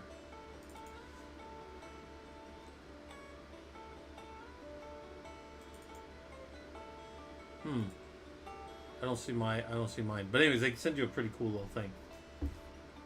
Yeah, well, Salty Ohm, hopefully this stuff's useful to you. This is where I would spend my time. Because anywhere you go, even if you're a systems guy like me, I hit APIs all the time. Nobody taught me how to hit APIs. I had to go read about it. And this was probably the most formal thing I ever did with APIs. Yeah. Yeah, Inspector, I have a hard time with it too. Not that I have a hard time with it, I have a hard time agreeing with it. Because outcomes either are one thing or the other typically, even if there's a whole bunch of them. So I understand the expression of it, but I always struggled with the individual pieces. Anyways, all right. Professional projects, book collection. I think you should keep a book collection. I think you should find things that are interesting to you that will be easier for you to read. Even if you're like, hey, you know what, I'm not necessarily going to want to read a bunch of engineering stuff, but if you want to get into the field, you should have a couple of books that are maybe your go-tos. Especially there's like really good cookbooks out there for like systems work. So when I show you guys this, I love Humble Bundle for this. You could go on a Reddit Safari and download probably all of the books on here, but as you do more and more engineering, you're probably just going to think your time is worth more, and you're probably just going to go and organize it. But there's all these books out here. One's Rust Mastery. This one they mentioned this the other day in our server. Somebody mentioned the Financial Forecasting Code and Architecture. This is an O'Reilly set that deals with financial forecasting. And actually, when I saw this pop up, one of the guys mentioned it. I was like, man, I might get this and download it. What's the cost? $25. That's the minimum to get all of them. And the reason I thought about it is because my doctorate that I'm working on is in business administration, DBA. So a lot of this stuff is similar type stuff. Now, I decided long ago that I was going to do everything with my own Python code, InfluxDB, and Grafana, and I'll build all my own graphs. And that's super easy because I already have all my templates built. But that being said, if I want to transfer this over and work with other teams and stuff, I might be using some of this stuff anyways, right? And some of you guys know one of my brothers down in our Discord, one of my actual brothers, he works for a big insurance company, not AAA, which is the one that me and one of my other brothers worked for. He works for another big American insurance company, and he does data analytics for them. And he does a lot with, it's funny, he does a lot with like Tableau and what's the Microsoft one? BI reports, right? Yeah, Power BI, which is the Microsoft tool. He does a lot with that, and nowadays he doesn't even wait to show it to people. He just puts a export this into Excel button, because literally every time you put something good together, managers have to be fed things like very simply and very carefully. They're a lot like gremlins. You can't feed them after midnight. You have to just feed them in a very controlled manner. You can't get them wet. They're little mogwais, right, before they turn into gremlins. You guys remember that? Anyways, so this one looked good, but my point in saying all this is I think that you should go and have some books around stuff. AI stuff, if you want that. Astrology, witchcraft, and spirituality. Maybe that's your thing. Maybe that's a little less useful for getting into engineering, but I'm not going to knock somebody for what they want to believe, right? But if you come in here and you look at like my books, right? I've just picked up books over time, and I have my different packages of books here. I even picked up the Malazan Book of the Fallen a few months ago because my brother's always telling me how good that book series is, right? And here's all of his books. I just haven't gotten around to reading them. I've been stuck in this other book series. API books. Here's some API books that I've downloaded or used or picked up. Some of them I pick up for free if there's like especially at the beginning of COVID, there was a bunch of free stuff. And oh, here's my Ansible books. Yeah, remember I was mentioning the other day, the Ansible for DevOps was free from Jeff Geerling at the beginning. It was a lean pub, and then also his Ansible for Kubernetes. But I feel like I got cheated because this one wasn't done yet.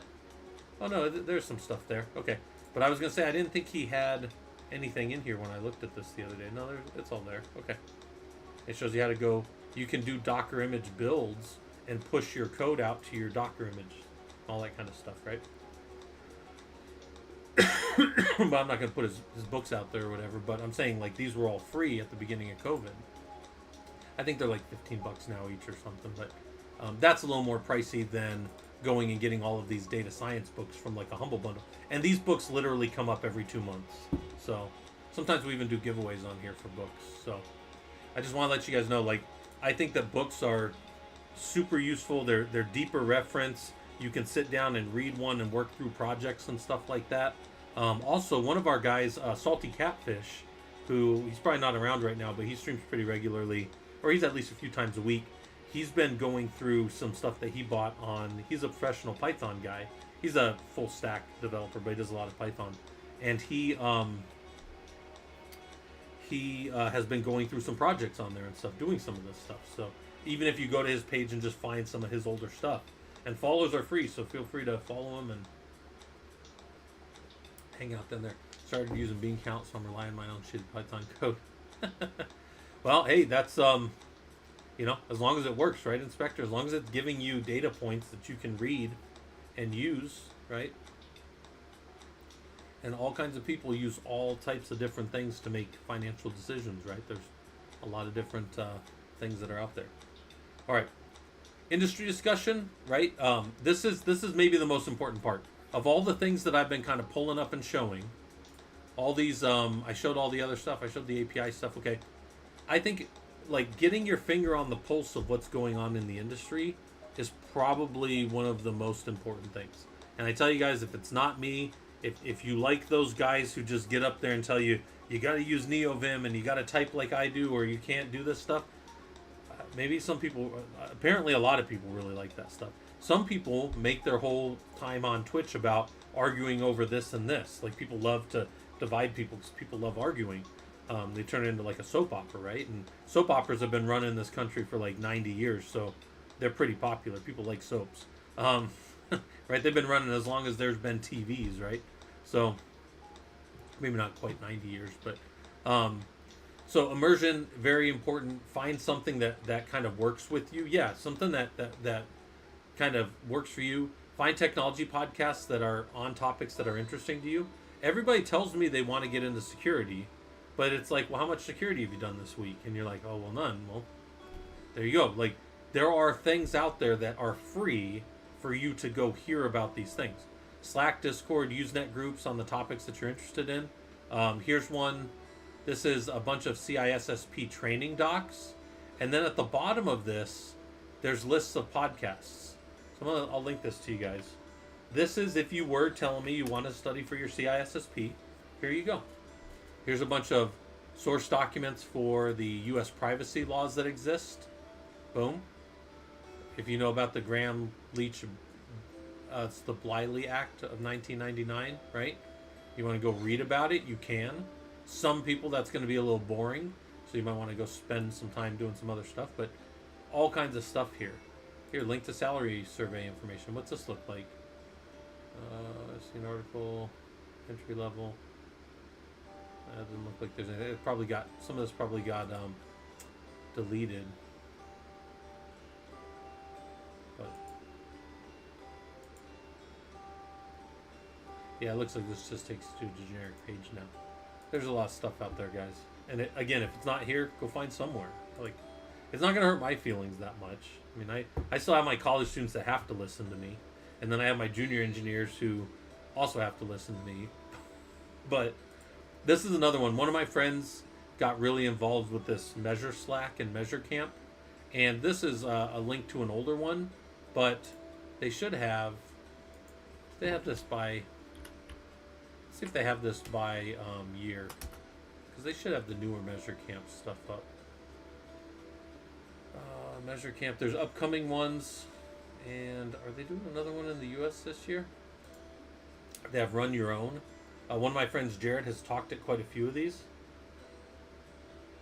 Cheeto, nobody's cared? I don't know. Maybe it'll help.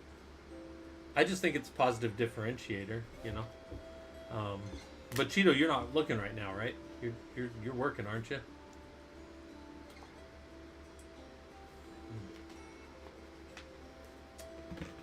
If somebody has it in their actual job, though, possibly it'll move on. Let me tell you guys one reason. That you might want some of these certs. This is a government thing, so not everyone wants to work for the U.S. government, but government standard for security plus. Let me show you guys this. If you've never seen this before, because some of you guys have probably never seen this before. CISA. Somebody always has to tell me because I can never remember the standard for it. There's an actual standard. Security Plus. And what is that called? 8570 baseline. I literally always forget this. I think one of the guys is always on here and he's always like, yeah, it's 8570, and I always forget it. But if you didn't know, there is a actual baseline for security that is required. So there are certain projects, like you'll see if you go to USA jobs.gov, and they'll be like it's an IAT level 1 position or an IAT level 2. And if you have a security plus, you are automatically at an IAT level 2. And I remember there were government contracts, there were contracts that we had when I was at Lockheed Martin that required you to have a security plus cert. Or you can be in an IAT level 3 and then it supersedes the ones before. So like for me, look, or if you have a CNP security, I don't have one of those, but I have a CISSP, so that supersedes those. And then down here, those are IAT, there's IAMs. And the IAMs are these ones. And then if you have like a CISM, which one of our guys, FaintCaf, has a CISM, that supersedes that one. The IAS SAE, I don't even know what that stands for, but I have a CCSP, so I can get that. But if you don't have that, they won't even consider you for it. And there are a bunch of government contracts that literally all they care about is this stuff. Yeah, that sucks, Cheeto. But I'll tell you right now, if you have at least a security plus, you can at least stamp on that, because other people that don't have that, and I say this as I've knew guys that were 30 years in the industry, Lockheed Martin could not put them on projects unless they had that. And one of my buddies, he went and studied a day, and then he passed the security plus the next day. Thought that was pretty funny. I think most people that are in the industry could probably walk through a security plus if they've been doing it for a while. But he walked through it the next day. He got a book, he read it, said, all right, I can do that. He went and passed it. Certified ethical hacker for incident responder, and then some of these other ones as well. But some of these CCNA ones are pretty valuable. The CYSA plus, which is the security plus up. It's like the one above security plus in their thing. And then there's some other ones down here. Anyways, my point of this isn't to tell you need certifications. I'm just telling you certifications are sometimes the bare minimum for certain contracts, right? Some companies have to adhere to them to put you on a thing. I tell you guys all the time, get involved in open source projects. If you're willing to write and debug code, you could be working on a project right now instead of being in here. You could just go and start working on stuff. There's somebody that'll throw you in a Jira board and get you working off stuff and teach you how to do a proper pull request. Now, it's not always super polite, the way that they talk. I've noticed that in open source projects. However, it is free. You're not getting paid, and they're not getting anything from it. You're not getting anything from it except the experience. But then you start having some pull requests against some different stuff, and it starts to kind of add up that you've been doing work, and your GitHub starts looking a little more robust, and then you start working on your own projects, and then you have something to show people, and then that's just one more thing, right? One more thing to kind of pull up and show people about what you've done. All right. And then questions, if you want to contact me on any of the information, this is up in the Discord. You guys are welcome to hang out in the Discord. You can always message me on Twitch. I don't really, like, if somebody messaged me or whispered me on Twitch right now, I probably wouldn't even see it. It might pop up, but for the most part, Discord's the best place to get a hold of me. And I've told you guys this many times, and this will always be true for me. If you have something that's like non-proprietary for work, and you can let me solve it with other people around, like I can show it to you and everybody else, I will do it for free. I don't care what it is. If you're like, Scott, can you show me how to build a kernel? Yes. I can do all that stuff rebuild a Linux kernel, like recompile it, right, with components in or out of it. I'll do that. I'm not going to build one from scratch. I don't know how to do all that. But I'm saying I will do anything like that if we can do it with everybody around. If you say, that's for a business or something, I'll go, okay, I can do that with you, but then we got to talk about something else. And that's not because I'm trying to make money off it. It's just my wife would literally kill me if I took on any more projects right now. I'm already working and teaching and doing my doctorate and trying to keep an unruly teenager in check too. So there's that. All right. Anyways, there's all that. What else? What else were we doing? We were doing, before we got into all this, we were doing systems work, right? We were building out our Killer Coda Labs. So we can go back to that, most likely. All right. Let me get back in here. So, if you guys want to do the labs with me, I'm going to do the NFS deploy one next. That'll be the next one that I work on. Also, I have quite a bit of time because the wife's at a show tonight, so I'm just hanging out. And look at Ranger. Sun's going down. Ranger's down there. I'll go give Ranger a treat. Let's do a break real quick. Take a quick break and put up an hourglass and say quick break.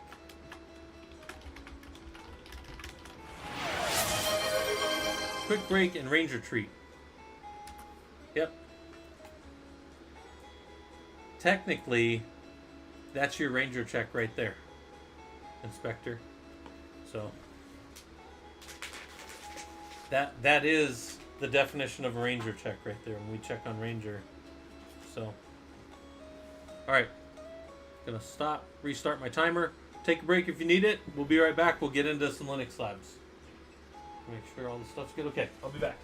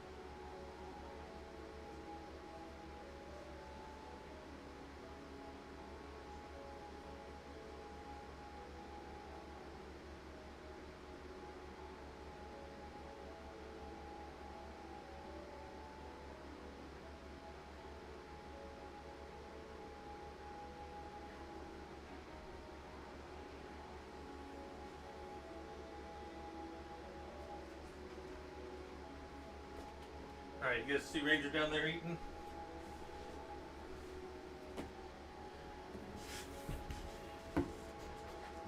Just did an apt upgrade. Nice.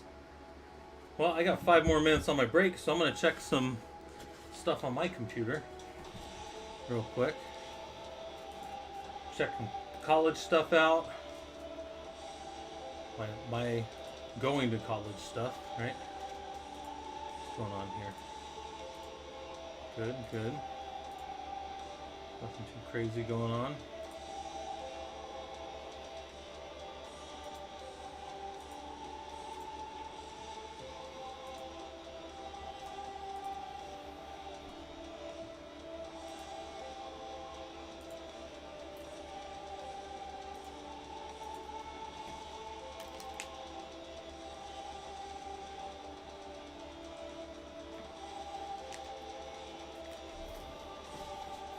Yeah, speaking of that, while we're sitting here, while we're waiting, we're still doing a break. Let me go check something here.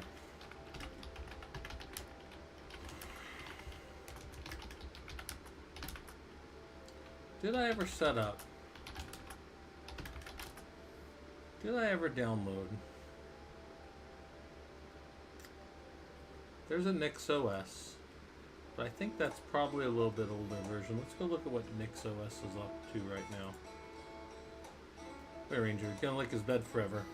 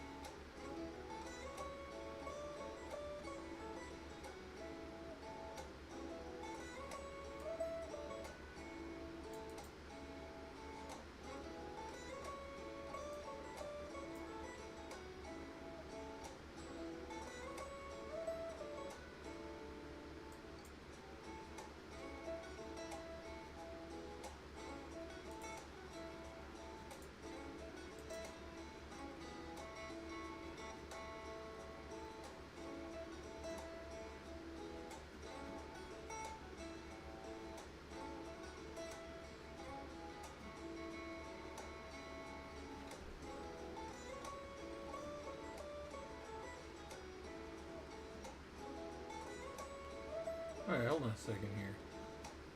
I've never played with any of these. So I'm gonna play with this a little bit while we're sitting here.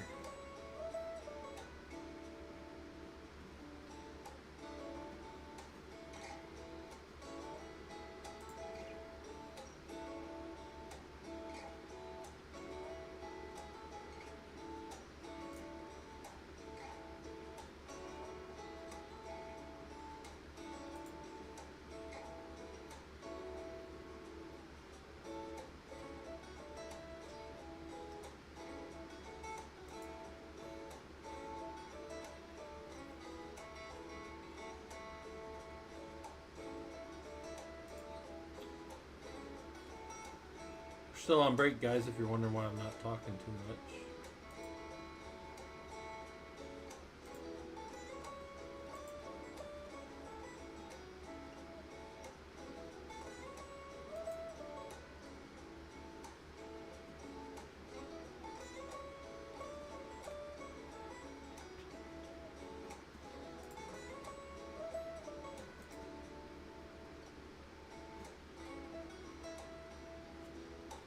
Anybody know what the default user is for this?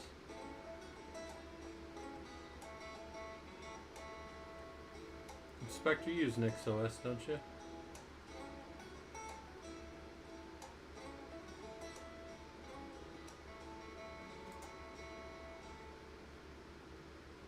What's the default?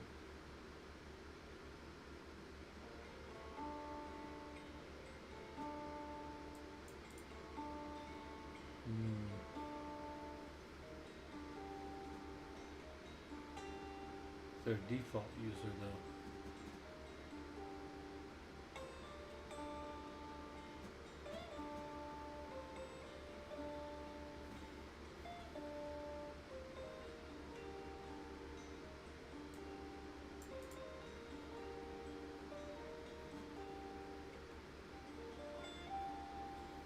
Interesting. Okay. Okay.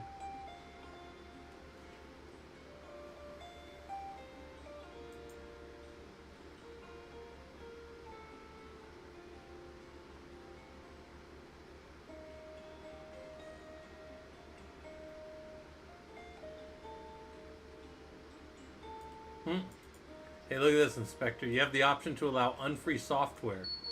What do you think about that? Oh god, I got him started. Alright, hold on, I'm back. Alright. No, I was looking at this. What's the... I don't care about any of that crap. So it's all easy. I need to know when I first boot it.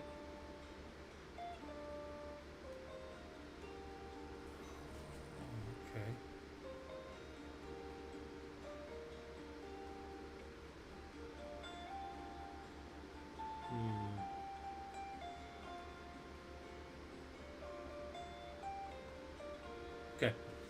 All right, all right, all right.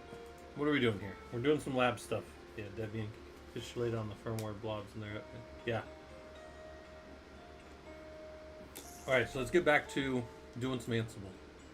We were talking about system stuff and getting the job, and I think that anybody here can do it. Anybody here can do this stuff professionally. You just got to start doing it. Start getting the skills. So the next one we're going to do is going to be NFS deploy. So I'm going to link this to you guys. I'll pin this as a lab. Pin that lab. I'll put it over on the YouTube side as well. So anybody hanging out on YouTube, which is, well, pretty much nobody. But if anybody is around, they can do the lab with us. They are free on Killer Coda. The only thing I get out of people doing the lab with me is I get to have the joy of knowing that people did the lab. That's all I get out of it, in case anybody's wondering. I don't get paid the more labs you go to. In fact, I don't get paid anything from Killer Coda. I just build labs out there because they let me. So as long as they let me keep building labs, I'm going to keep building them out there. So, but while this is running, I'm going to see at the bottom of my screen. You guys can't see it, but I'm almost done downloading that software, and then I'm going to throw that image up on my ISOs. So if anybody wants to see that process, it looks like this. Download. It's still downloading. There's my streamtest.pem, right? You never share that key with anybody, and then that should be coming up here shortly.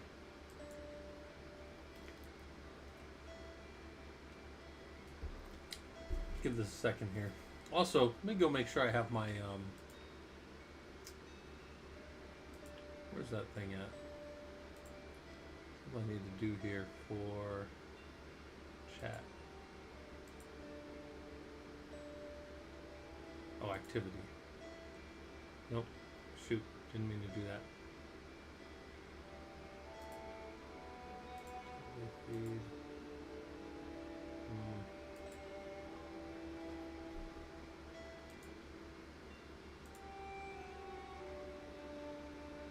Shoot. I don't know where it is. It doesn't matter. All right, so let's do this lab real quick. This says right here, welcome to Prolog Ansible. You've deployed an NFS server by hand over in this other lab. So if, full stop, if you were just doing this for the first time and you didn't know anything about setting up NFS, you can go do it by hand over here in this lab. It'll be all the Linux pieces. You'll go to the different servers. You'll stand up the server. You'll stand up the client. On the server, you'll expose the you'll export the NFS share, and then on the client you'll connect to it and everything will work. That's if you want to see it piece by piece in the Linux side. Now you're doing it, and you're going to do the NFS server and client mount points to multiple new servers through an automated process. So now you need to build Ansible to do that same thing, right? Like it's not repeatable to go VI a bunch of commands and go into a bunch of different files and build stuff. That's not. One, you'll make mistakes over time. You do that 100 times, you're going to get different output, and you're just it's going to take all day. It might take you all week to do that by hand, right? So we're going to do Ansible to do it and push it to all the nodes that we want to, right? So now we're going to deploy it like that. So let's cat our root hosts, and in here we have control plane and node 01 as we've had in all these other labs. And now I just put this variable type. Guys, this is an arbitrary name. This could be literally anything. If for you that's NFS, sure, NFS client, NFS, it could be NFS underscore type if you wanted, right? Hold on real quick. This is what I'm going to do. I'm going to take this. I'm going to hit control. I'm just going to cut it. I'm going to go drop it in ISOs, anywhere in here. Control V. Paste it over there. And it will immediately be ALF, right? All right. Don't let that copy over real quick. It's still copying. That's going about 200 megs a second or so. Not too bad. And where's it at? There it is. I didn't do that right, but there's my more recent one right there. April 22nd. This is my GNOME one. And I could probably dump this older one because it's pretty old. And I probably don't need that one anymore, right? But now I've got this new one. And then if I came over here, this is where it gets super simple. Since that's already in there, I could just go to any one of these. Let's just go to this guy. And let's just say that on this one I want to build a new VM. And my VM is going to be a generic Red Hat, or a generic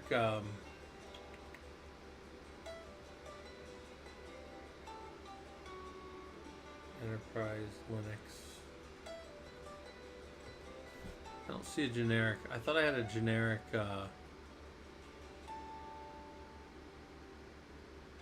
that's fine. I thought I had a generic Linux 64-bit on here. I don't see that though.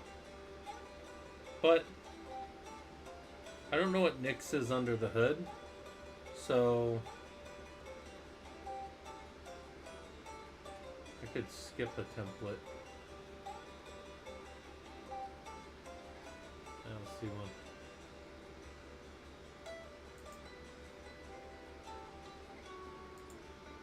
Did you make that the ugliest color you could just for fun? It's pretty good. That's not bad. Alright, I'm just going to use, I swear I had a generic, I don't see it. Damn it. Kind of like how this is just like a generic Windows 64. I thought I had a generic 64-bit Linux on here. That's okay, I can just make it up. That's fine. I'm just...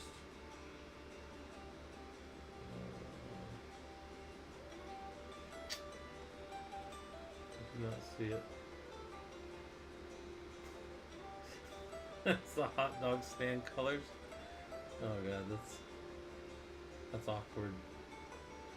God, I don't really have any of these that I want to call this. I wish I could just skip the template. Yeah, I should be able to do that. Okay, let's call this test Nix OS.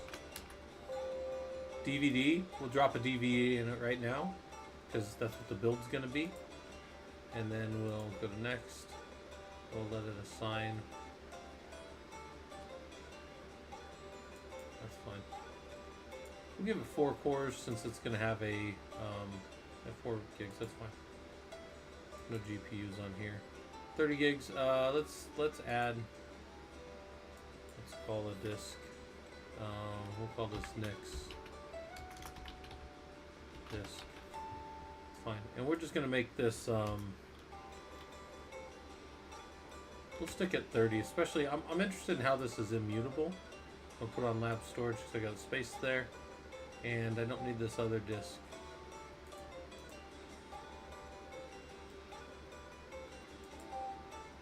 Don't know why that one is.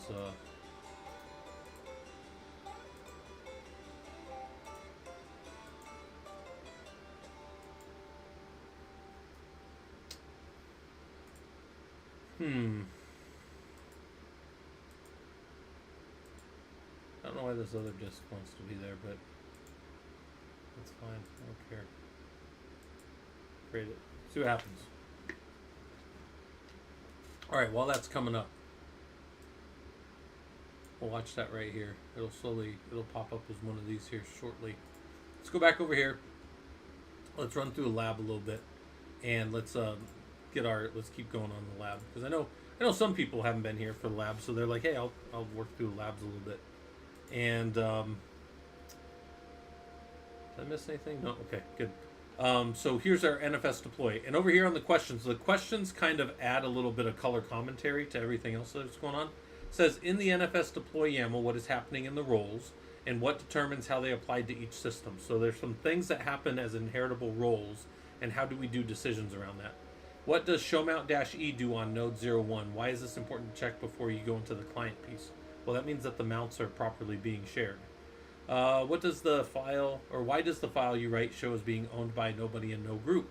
If you had to look it up, where would you check? How would we know that it was nobody and no group? What is the handler that you use when you set up the NFS server? So what does it mean to have a handler? And then why are we creating a share with the owner nobody and group no group? What's the security considerations of that in a storage system? And then how would you add more clients to this deployment? All right, to add more clients, you would just add more nodes in here and make them type client. That's the easiest of all the questions of Ansible, is that's all we do. So cat root hosts, we're going to make a directory for root Ansible roles, and then in there, we're going to make an NFS server and an NFS client galaxy. And if we do an ls-l now, it'll show that they're there. And if we do an ls-l on everything, it'll show that they have all of that galaxy structure that we saw in some of the other labs, right? So all those things are there now. And I say, let's copy in this deployer. And what is the deployer going to do? If I say more root Ansible NFS deploy, what is this going to do? It is simply going to play this playbook here. So Ansible will call this playbook. There's no tasks to it, but the roles are going to do the role NFS server if the server is of type server, and it's going to do the NFS client when type is of client from that host file up here, right? So node 01 is the server, control plane is the client, and any other servers that we call clients will be clients, and they will be able to connect to that server. All right. So I said inspect the playbook. Does it make sense that the roles are going to be inherited if certain conditions about the servers are met? Yeah, that makes sense, right? Those conditions exist. I can cat root hosts and look at them if I want. I see how things map, right? So now I've got to actually copy in. I have to actually copy those in. So I'm going to copy them in real quick, and then I'm going to go look at them. So this little playbook right, or this little button right here will look at them for me. And the first one is root Ansible roles NFS server, and then tasks main.yaml. In there, we're going to deploy the NFS kernel server, which, by the way, if you did the other lab, this is something that you installed on node 01. We're going to make a directory called share. We're going to have the owner of it as nobody and the group no group. So nobody, no group. Then, since we've already installed the server for NFS, we're going to go add a line to our etc exports file. Here's our line and file, etc exports. Create this line if it's not there. Share, that's the directory we just made up here, can be shared out to everybody with these values. That's the same values from the other lab. And then we're going to do a little thing called a notify, and the notify is going to go over to this handlers directory, and it's going to notify the restart NFS. See how the name is exactly the same? It's going to notify that, and then that's going to use the systemd module to restart the NFS server. So it's a simple set of steps. Looks complex if you haven't done it before, but if you look at that, you go, I can figure that out. I could draw that out again if I need to, at least the logic of what we did, right? The syntax takes a little while, but this is the thing that we, play with, right? By the way, even if I'm not around, you guys always have all the labs, even if I didn't have this one linked. There's all the other labs there.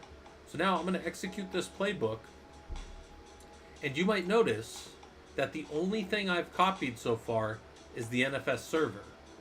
You might, for the astute person, you're going to say, well, you're hitting all the nodes, but you are only having the NFS server.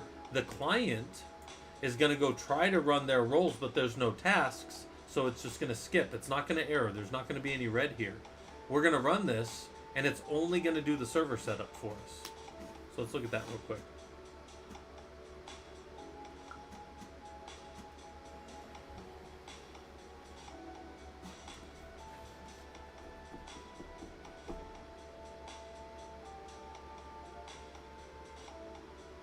And do the NFS server deploy. It's putting that package and all its dependencies, and then it's skipping with all the NFS server stuff. It's skipping the nodes that don't have those tags to do that, and you don't see anything about the NFS client yet because there were no tasks for it. So it says, did it work? Well, let's go to that node and see a show mount -e, and I see that in fact share is shared out to all the world. Everybody can do whatever they want on this. Well, everybody can connect to this node. I have no limitations, not even by being on this network. Anybody that could get to this, even externally, can connect to this device. It will accept the connection. All right. And Wraith, I missed your follow earlier, but hopefully this stuff's useful to you. Thanks for the follow. Let's come down here, and it says right here, you deployed an NFS server.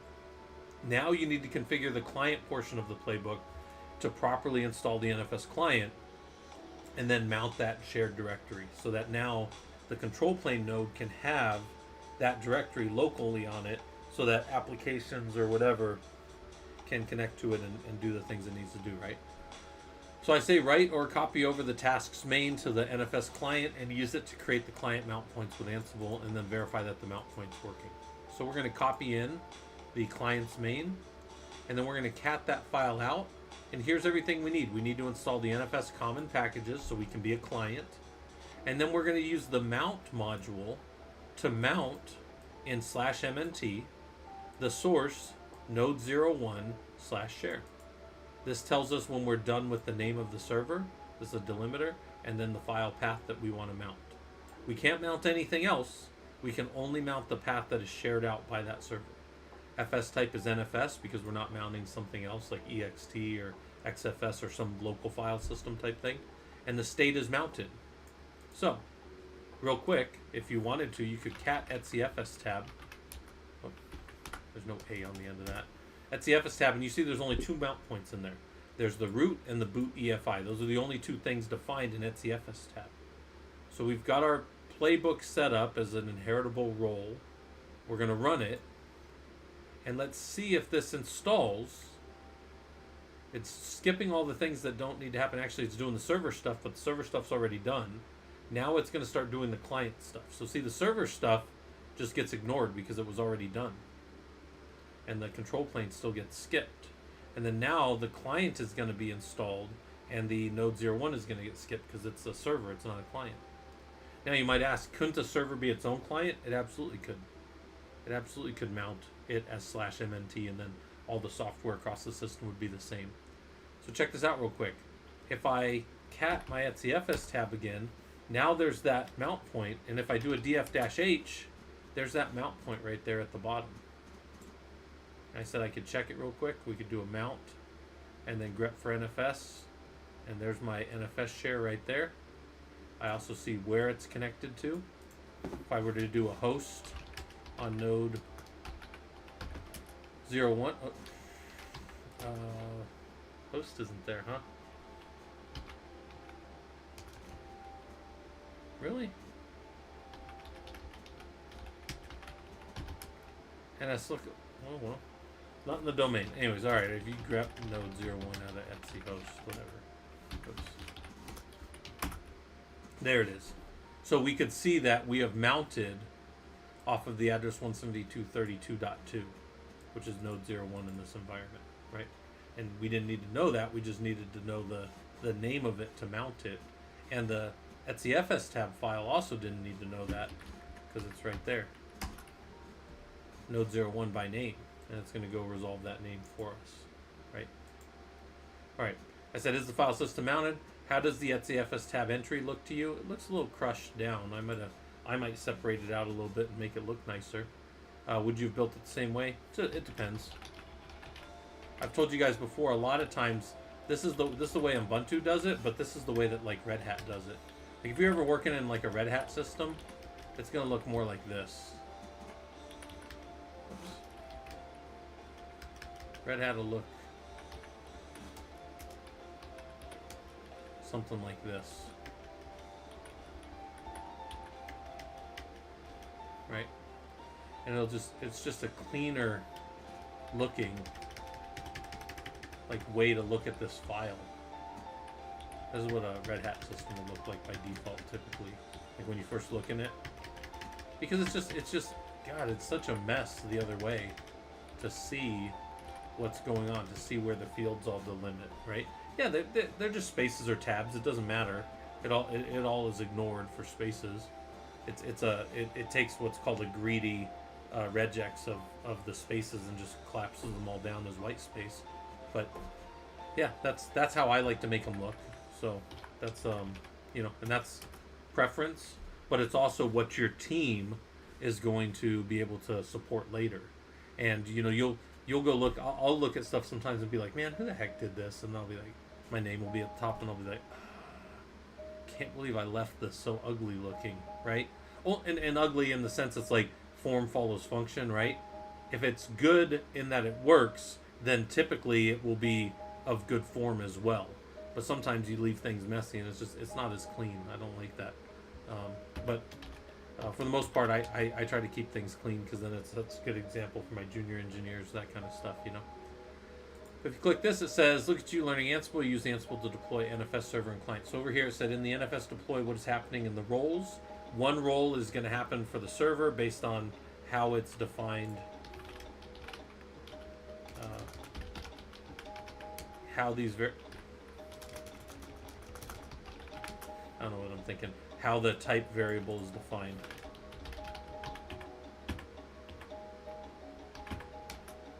Right? And then that's how we determined which way you were going if you got dropped in here like a little Plinko machine. Now the question could be, what happens, Scott, if you did this playbook, but none of the servers that you dropped in there had that variable? So what if I did this real quick and I just took y2y and I went p and then I went like this and I did, whoops, I did pound and pound and then I just did $, $, right?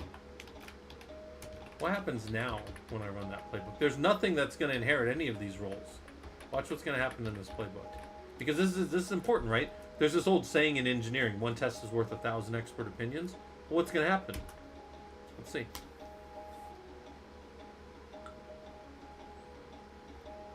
Yeah, there was no type even. Type is undefined. So there you go. Because I could have just said, oh, it's going to skip them all. No, it's not. It's going to fail because there's no type server defined anywhere. So there you go. What if I called them type? What if I had type?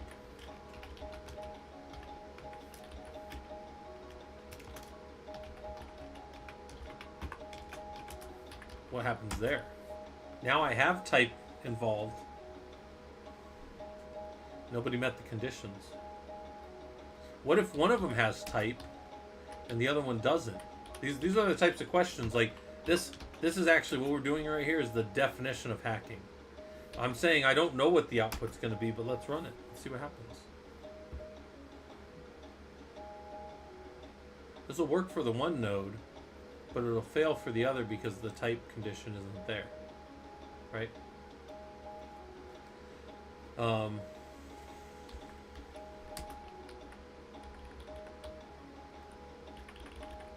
We could have down here something like this, right? And we could have type is equal to BS by default, and then control plane could be client, right? And then I believe that'll just override, but let's see, I don't even actually know how that'll behave. I think it'll get overridden. Yep, so it did get overridden. So look, but the other one didn't fail because that one had BS as its variable. And then you might say, well, how would you verify that? Well, we can go debug the variable too if we wanted to. You want to debug the variable? We do it like this. Let's go debug a variable. How do you debug a variable? You come right here in the tasks. Name, debug the variable. We're going to use the debug module, and then the variable is going to be type, right? So the type for each server will be given to us right here, and then if we cat it real quick, and we cat the root hosts, what we can predict is that control plane will be type client because that's what's going to happen. That one gets overrun, and then the node 01 that doesn't have anything is going to inherit the default, which is some BS type that doesn't actually count, right? And that's any of the variables that I define in here, unless they're overridden up here, will fall into all the servers that are on there. So you can set default variables like that. There's other ways to set defaults inside of playbooks. Let's run it. Let's see what happens.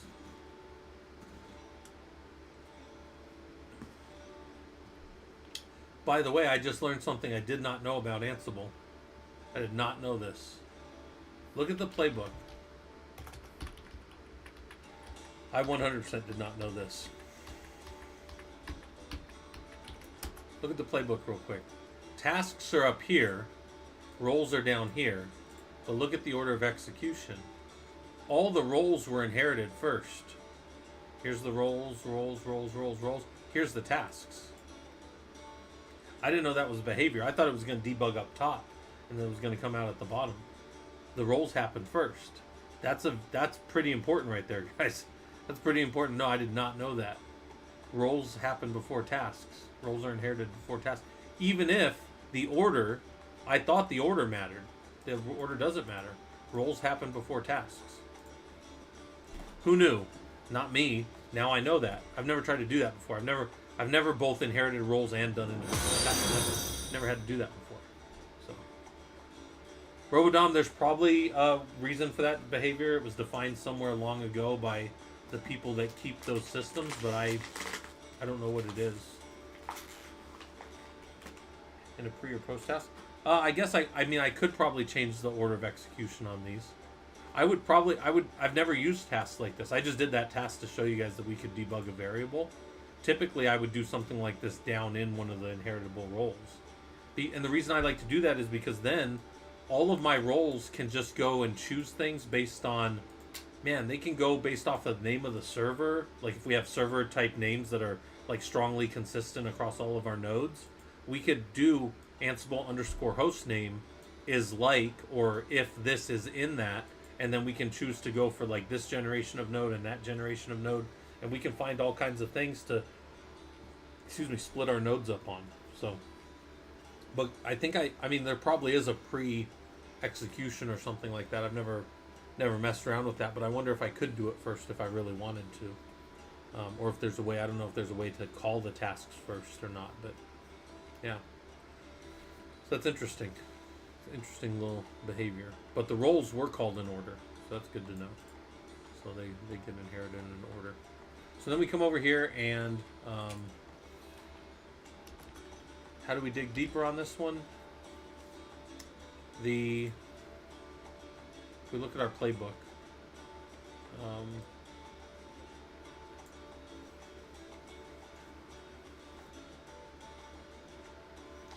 let's go with oh, by the way, hold on. This should be coming up here soon. I'm gonna pull this up real quick. That lab's pretty much done. I just want to go check some stuff. And why did this come up as super annoying? Let's restart this box. Reboot the box. We want to watch it come up. You do pre-task and post-task, but I don't think I know slam rolls into that. I think rolls has to go at the YAML levels currently, and that's my gut guess. Yeah, I've never tried pre-task. I didn't even know that you could do those. Let me see.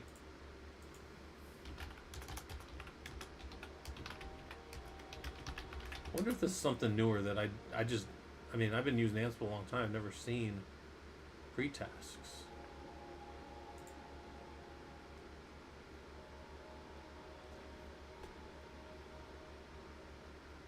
I've never used pre-tasks.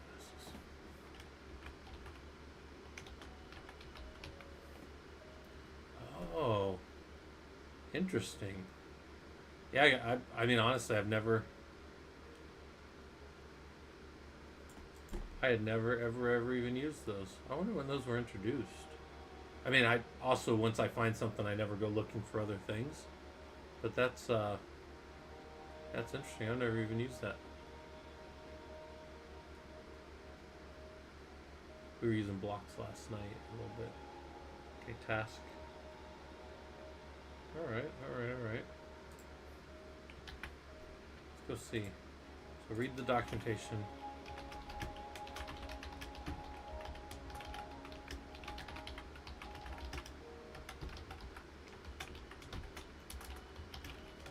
What are pre-tasks? And when do they execute? What are post-tasks? Yeah, post-tasks. Yeah, maybe we mess with those. I'll just do everything in order. Alright.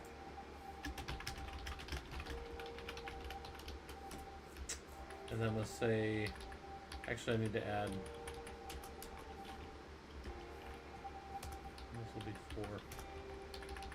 So, when do tasks happen in relation to roles?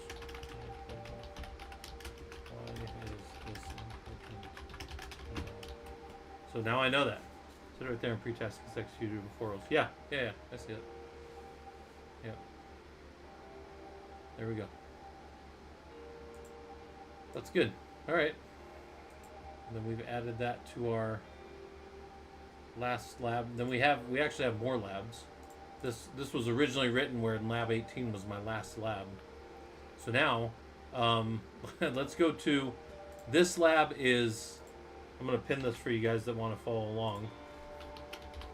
In the labs here. This is a lab that I wrote because management loves to be fed things in a CSV format. Managers love using Excel. Even if you want to feed them something in some other format, it doesn't matter. Managers need Excel. The company runs on Excel. The government runs on Excel. Everybody on planet Earth runs on Excel. It literally doesn't matter, guys. Like, you could be working with, like, guys over at NASA, and they're all doing really bright stuff, and they'll still be sending Excel spreadsheets around. It's weird. That's management runs on Excel, right? And if you don't believe me, I think you need to work with managers more. Well, actually, or as an engineer, stay away from managers if you can. But let's put this together. I'm gonna do Ansible Lab 19 over here. So we're adding new stuff that isn't even here yet. So Ansible Lab 19, and this one is called Generate CSV Report. Right? That's not really what it's called, but that's what we're doing with it. And then lab link.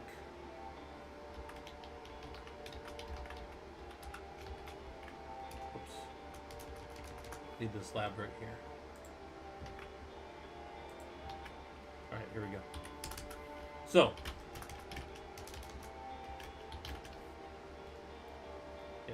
Okay, good. So management has requested that you provide information for all the systems in your high-performance compute cluster and give it to them in a format that they can digest via Excel. This is the management thing. You've decided to build an Ansible playbook that can report out in a CSV format to make them happy. So, you're going to verify that your root host exists. Boom. Good. It's got some other variables in it, but there we go. And I say create a directory called root playbook roles and create one galaxy inside of that called data gatherer. All right, we can do that. Then I said update the data gather roles to, data gather. Update the data gather roles to properly do its function, which can be referenced from the answers file. So if you don't know how to do it, you can go read the answer file. There's our root host file. We're gonna make the directories that we need for roles and reports, and then we're gonna CD down into our roles directory. We're gonna check to see that there's nothing in there, and if we do a tree, there's nothing in there.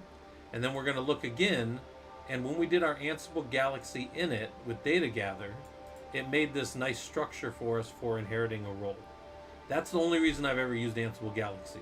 I know you can push and pull and do all kinds of crap with Ansible Galaxy. The only thing I've ever used it for is just to make me a nice little template for all my stuff. By the way, if you don't care to use all these pieces, inside of data gather, you could just make a tasks folder and like a files folder, or a task folder and your handlers folder, if those are the only two things you need. You can be a minimalist. There's no rule that says you must do all of these things. In fact, much like a normal playbook, you don't have to use roles at all. You can just inherit everything in one big long task list. This is how do you want to break this stuff up? And in the last lab that I have in all of these labs, there's a I have one that just all it makes you do is pull down a Git repository that I have, and then it's just a whole bunch of enterprise Ansible stuff in there, and you can just inherit any roles you want and build whatever you want from a bunch of these different labs. So there you go. So all right, here we go. So we'll just copy this in, unless you want to make it and write it yourself, and then we'll go look at it.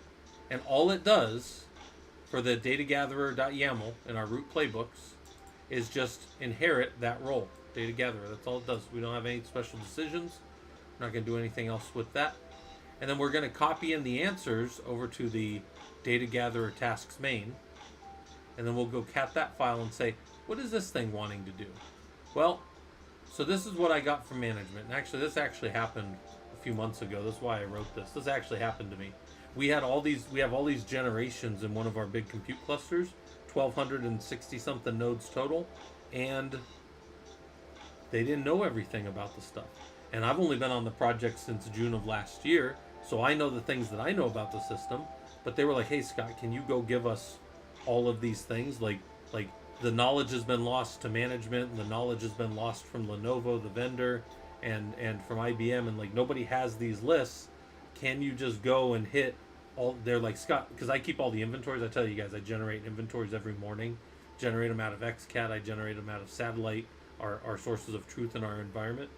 And they're like, "Scott, can you just go hit all this stuff? Can you give us here's the things they wanted to know. Can you give us the server name?" And I said, and then these were my notes. We want to gather a bunch of data about the system, show it in CSV format. They wanted to know the server name first, then the server make, who was making it, and then the server model. I can get all of those from the facts, right? But then they wanted to know the processor type, and I needed to build a command for that. And they wanted to know the socket type, and I needed to build a command for that. I looked in facts, didn't see it. By the way, some of you guys have been around, you know that you can just do setup and dump everything to the screen, and then you can filter through. I couldn't get these two last pieces of information. So I said, okay, I'll take these things, and I'm going to turn them again. I got to turn them into a CSV format, so we'll use Jinja for that. But I can gather these just by saying gather facts true, which right there, boom, gather facts true. But then this other stuff, I'd grab for SQLite again. Inspector, I probably need to get a little more into stuffing stuff into databases. I probably need to get a little better at that. I understand the database stuff. I probably, and by the way, I can just output as database too. I probably need to do that. But check this out real quick. I have a shell command. Again, we know why we can and can't use shell commands. And I do a simple little lscpu, and I carve it down to just the data I want. And then for the socket number, I do an lscpu, and I get socket, and I cut it down for just the pieces that I want there. And then I register those as proc underscore type for our processor type, and socket for our socket. Now, all of these things, all of these variables are going to be important when we get to our Jinja 2 template here in a second. Then I just debug everything. And I debug everything, one, so I know all of my variables if I need them. Ansible hostname, Ansible system vendor, Ansible product name. Those are our facts. And then our new ones are proc underscore type.stdout, which will give me that. And socket.stdout, which will give me that answer right there, right? A little bit of trial error, you get everything. You've got all the little things, and you're going to go stuff them into a Jinja template. Last thing I do is I deploy the template, and I save it right here in the correct place. So let's go look at the Jinja template. We'll copy a Jinja template in. And I say, what is the ISO 8601 basic short value going to do? Where does it say that? Yeah, what is this value going to do right here? It's going to stick in the Ansible datetime.iso 8601 basic short, and it's going to make a nice, that's a nice format for a file system. You do not want to use the normal ISO 8601 time if you're doing a file system. You're doing something at the file level. The reason is because there's colons in it, and colons are special characters that need to be escaped. I don't even think stuff like that should be allowed at the command line, but I didn't make those decisions years ago when people made those decisions, so we have them.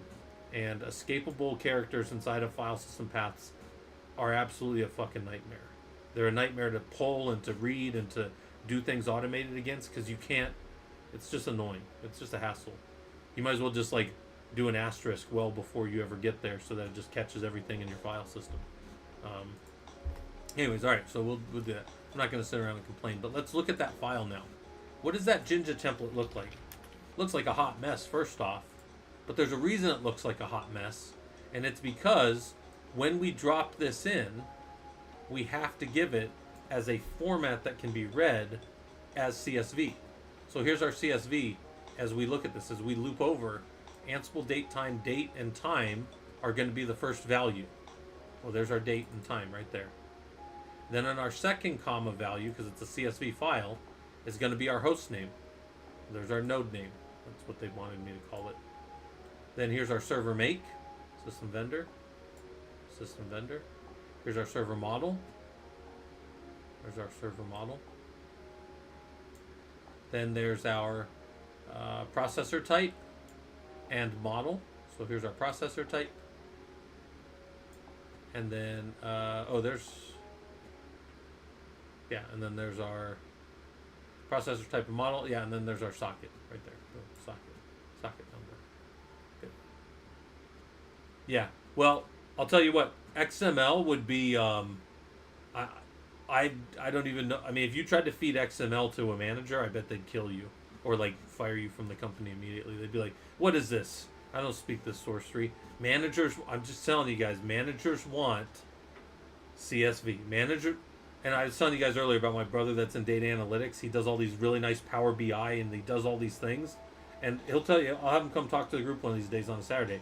He'll come in and he'll tell you guys, look, I will do these nice Power BI reports and I'll show them all the way up to like the executives of the company. And they'll be like, could you put a little button right there for us to just export it as Excel? And he's like, because we just want a pivot table of it. And he's like, he's also an Excel guy, so he can do that for him too. But it's funny to me that like he did all this stuff just to get over into IT finally. And I told him, I was like, when you come to IT, you're just gonna see the absolute worst stuff across the board of any human you've ever seen. You're gonna be like, the lowest common denominator cannot possibly get any lower for what people are gonna ask me. And then you're like, no, it's lower than that. It's a fraction underneath there, buddy. It's not even a whole number. Like it's bad what people are gonna ask you for. All right, anyway, so now you're ready to move on to the next part of the lab. Let's run this. So we have to execute it. Let's execute it and see what happens. Well, it's going to go and it's going to run. It's going to gather the data. It's going to, if we had told it to, it would give us the variables out there. But then let's go look at our actual, it says when it runs, does it show the debug output? It does not show the debug output. And the reason it doesn't show it's bad, Robodom. Well, you've worked in tech long enough, Robodom. You know, users are going to use, right? And when you make something idiot-proof, they'll make a better idiot. That's an old saying, right? You'll run into all kinds of pebcacs and picnic problems. You guys know what pebcacs and picnics are? Problem exists between chair and keyboard, and problem in chair, not in computer. That's the pebcac and the picnic, right? All right. So let's look at our CSV format, and that's actually pretty nice looking right there. And if I wanted to grab this and come over to my local system and just dump that in a file here, and then say File, Save As, and I were just to go save this in my downloads here as a .csv. Actually, we just save it as all files. Okay. We'll call it .csv, whatever.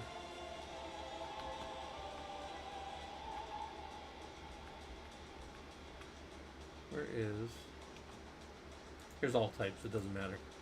Let's say servers.csv, right? Sure.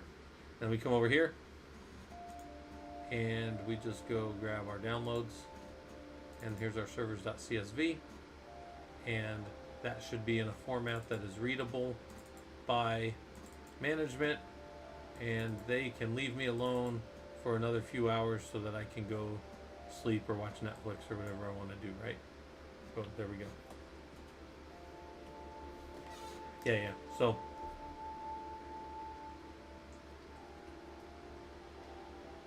now, lest you look at this and think this is a little silly, I did this across 1,265 nodes the other day, and then, if any of you have played with, some of you I'm sure have played with Excel, it's very easy to come here and go to filter, and filter by these top lines, and then now I can sort by KubeVirt and generations, and we have different in our environment we have different generations of nodes, and you can come in here and it'll give you a count of all the nodes.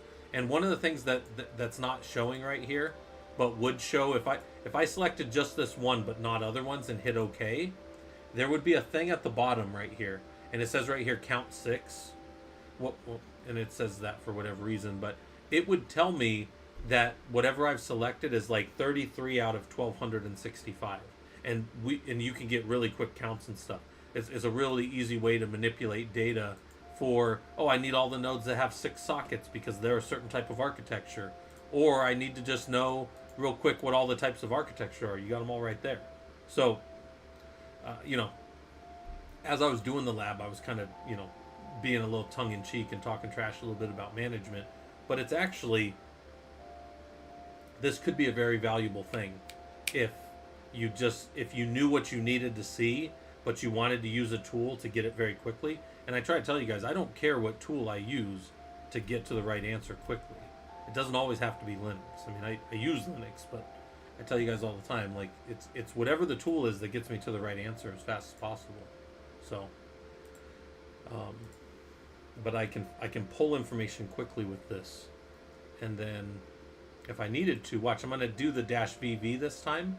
So this is running it a second time with -VVV or -VV, and now there's all the debug information.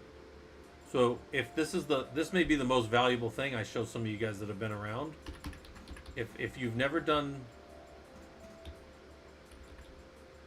this before, this is one of the most important things that I've learned about debug. I tell you guys, I used to always comment stuff out when I was ready to give it over to like my bridge teams, you know, the guys that run like the network operations center at night, and I'm giving them some playbook and they can run it out of tower, and I don't want it to debug everything to the screen. I used to always go in and comment out my debugs. You even find that in some of my older labs. I got them commented out. Nope. Now I just do verbosity 2, and it will run only when you put the -VV in there. Otherwise, these all get skipped. All this got skipped the first run, if you recall. And then it only ran the second time when we added those V's in there. Super useful. I leave debugs all over my Ansible now, because the code, the actual ASCII characters sitting here in a text file are cheap. Right? They don't cost nothing compared to what you're... And even on top of that, storage is super cheap. And skipping over it because it's not going to do anything doesn't add anything to the execution, really. So, there you go. Yeah, this is one of the most useful things I've found in Ansible. Well, recently anyways. Although that pre-task thing's pretty cool. I didn't know about that. Because I've never mixed... I have never in all my time doing Ansible mixed roles and tasks. I always just do roles if I'm doing roles. So that's an interesting thing that I can do pre-tasks. Never even thought about that. Never even occurred to me.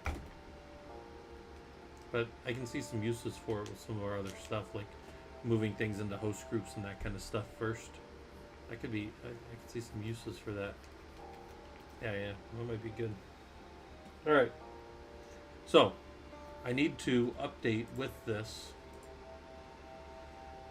some of these questions. I need to make some questions for this one. So, well, that's boring. I don't want to work on the book anymore tonight, but we do need to finish the book up. I only have a couple more labs here to add. OS query, yeah. I wonder. I don't even know if OS prober. I don't even know what that is.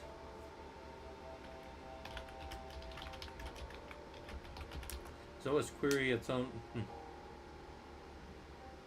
don't even know.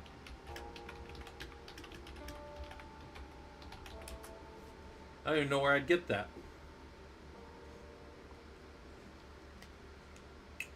There you go. But you got to remember this cluster I'm in for one of the colleges that I work for. My primary 40-hour a week gig right now is it's kind of like a Frankenstein. Every year there's more and more added. Let's see this OS query.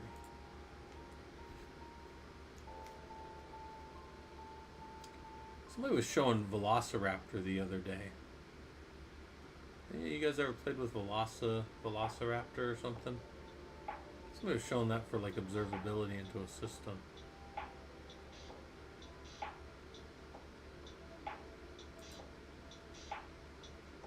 don't know if any of you guys have played with that.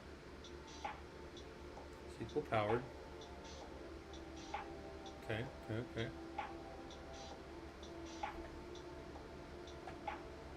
Oh, that's interesting. Yeah, so you can do queries against it. Oh, I see. Yeah, last rate in my home lab, that's a hassle. At work, I do it all automated. Like I generate inventories daily. of things. Every morning I generate new inventories of everything. Also, it's super useful because then I can compare. Oh, there's a I need to actually write this as a lab, but somebody has a pretty good GitHub project on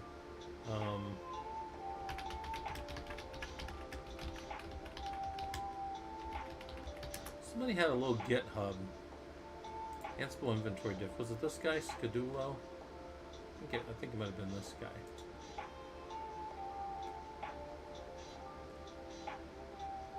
Nope, this isn't it. I do not remember.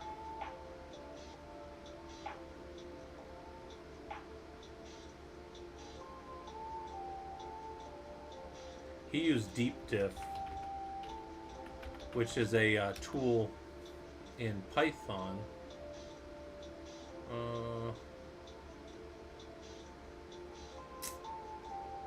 do not remember.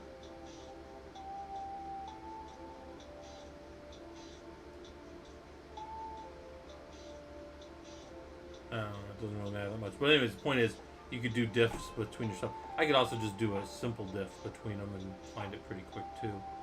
But somebody had a pretty good.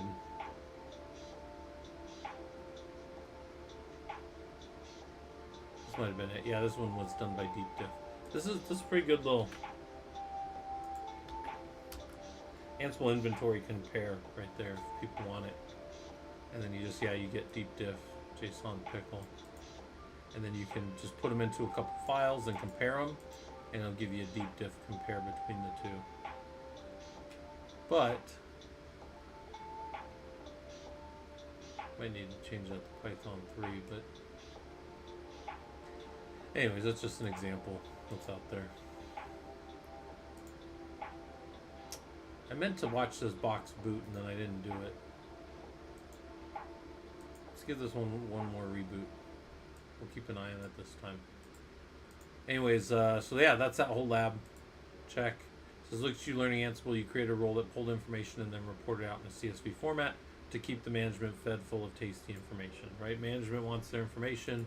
You've got to get it for them. Maybe information you need for some reason. You want to compare some things, and maybe you want to do some build tests on different things in your environment. One of the things I've been doing is I've been deploying new Rel 8 to a bunch of those different generations of nodes, and I need to find the nodes and test them. And the different generations are great, but within the generation there's sub-generations of nodes that were built before and after, and sometimes there's slight differences in the hardware, and there have been problems because of that. So like, I try to paint with a wide brush and get like 95% of my servers good, but there's always going to be a few one-offs. And if I can handle one-offs with Ansible, I will. Because I don't want to make anything, I don't want to build any bespoke nodes. I don't want to build nodes that are what we call snowflakes. They're unique and different. I want all my nodes to be exactly the same. So if I ever have to go I ever have to go deploy to one of those nodes again and get rid of it and start over, it's simply just saying redeploy to that node. I do not like one-offs if I'm building that many nodes. I have one or two nodes like in our home labs. It's perfectly fine to do one-offs and stuff. You guys see me do that all the time here. But you do not want to be doing that in a systems world. Thing's coming back up, right? Should be watching this thing boot.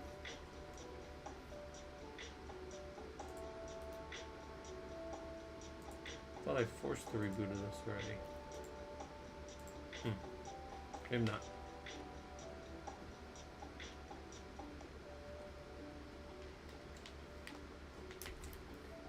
Let this box come back up.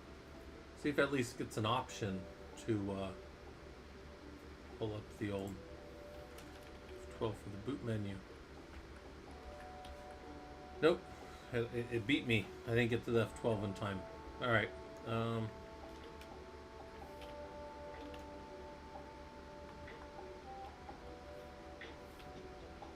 Control Alt Delete. Rebooted.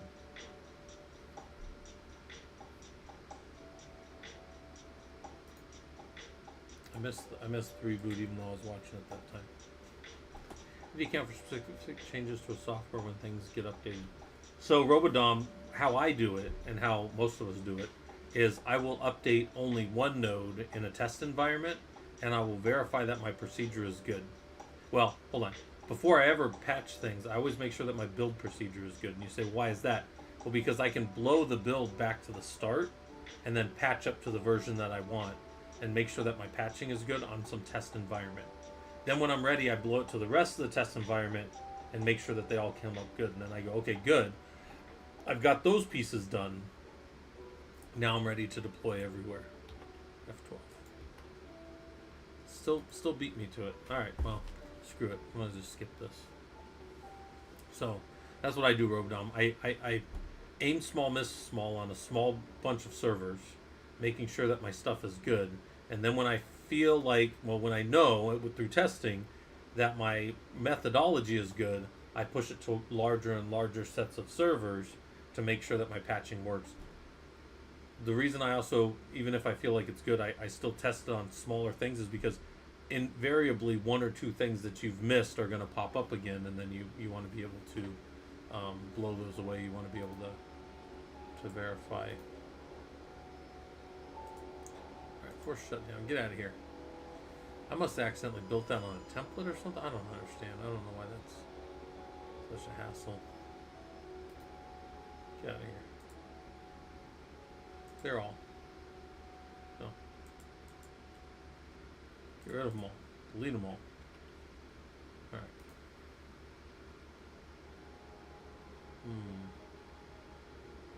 I'll play with that later. But anyways, yeah, so we, what did we do today? We built a bunch of Linux stuff. We talked about getting you guys into the systems engineering field if this is something that's interesting to you. I think that all of you guys can do it. I think that we have a lot of resources out there on our Discord for you guys if you want to go play with that kind of stuff. And then I felt like my team were finding out about compatibility issues as we were building. Yeah, Rodom, that, I mean, it does depend how good your underlying platform team is. If they're not keeping stuff up to date, if they're not doing stuff right for you, you can have problems, you know. So there's definitely that. Definitely those kind of things that can happen. So all right, guys, let's go find somebody to raid. Let's go to our little end of stream here. I appreciate everybody coming by. I don't know, I'm gonna go do something else for a bit. Wait for the wife to come home. Let's stop this thing from spinning. Let's go see who's around. Who's around? Who's online? Who's talking shop? Anybody I'm following? Oh, Midnight Simon's on. Go see what Midnight Simon's up to. He's doing money, power, and leak code. All right. So if you guys don't know Midnight Simon, he does a lot of leak code stuff. He's looking up.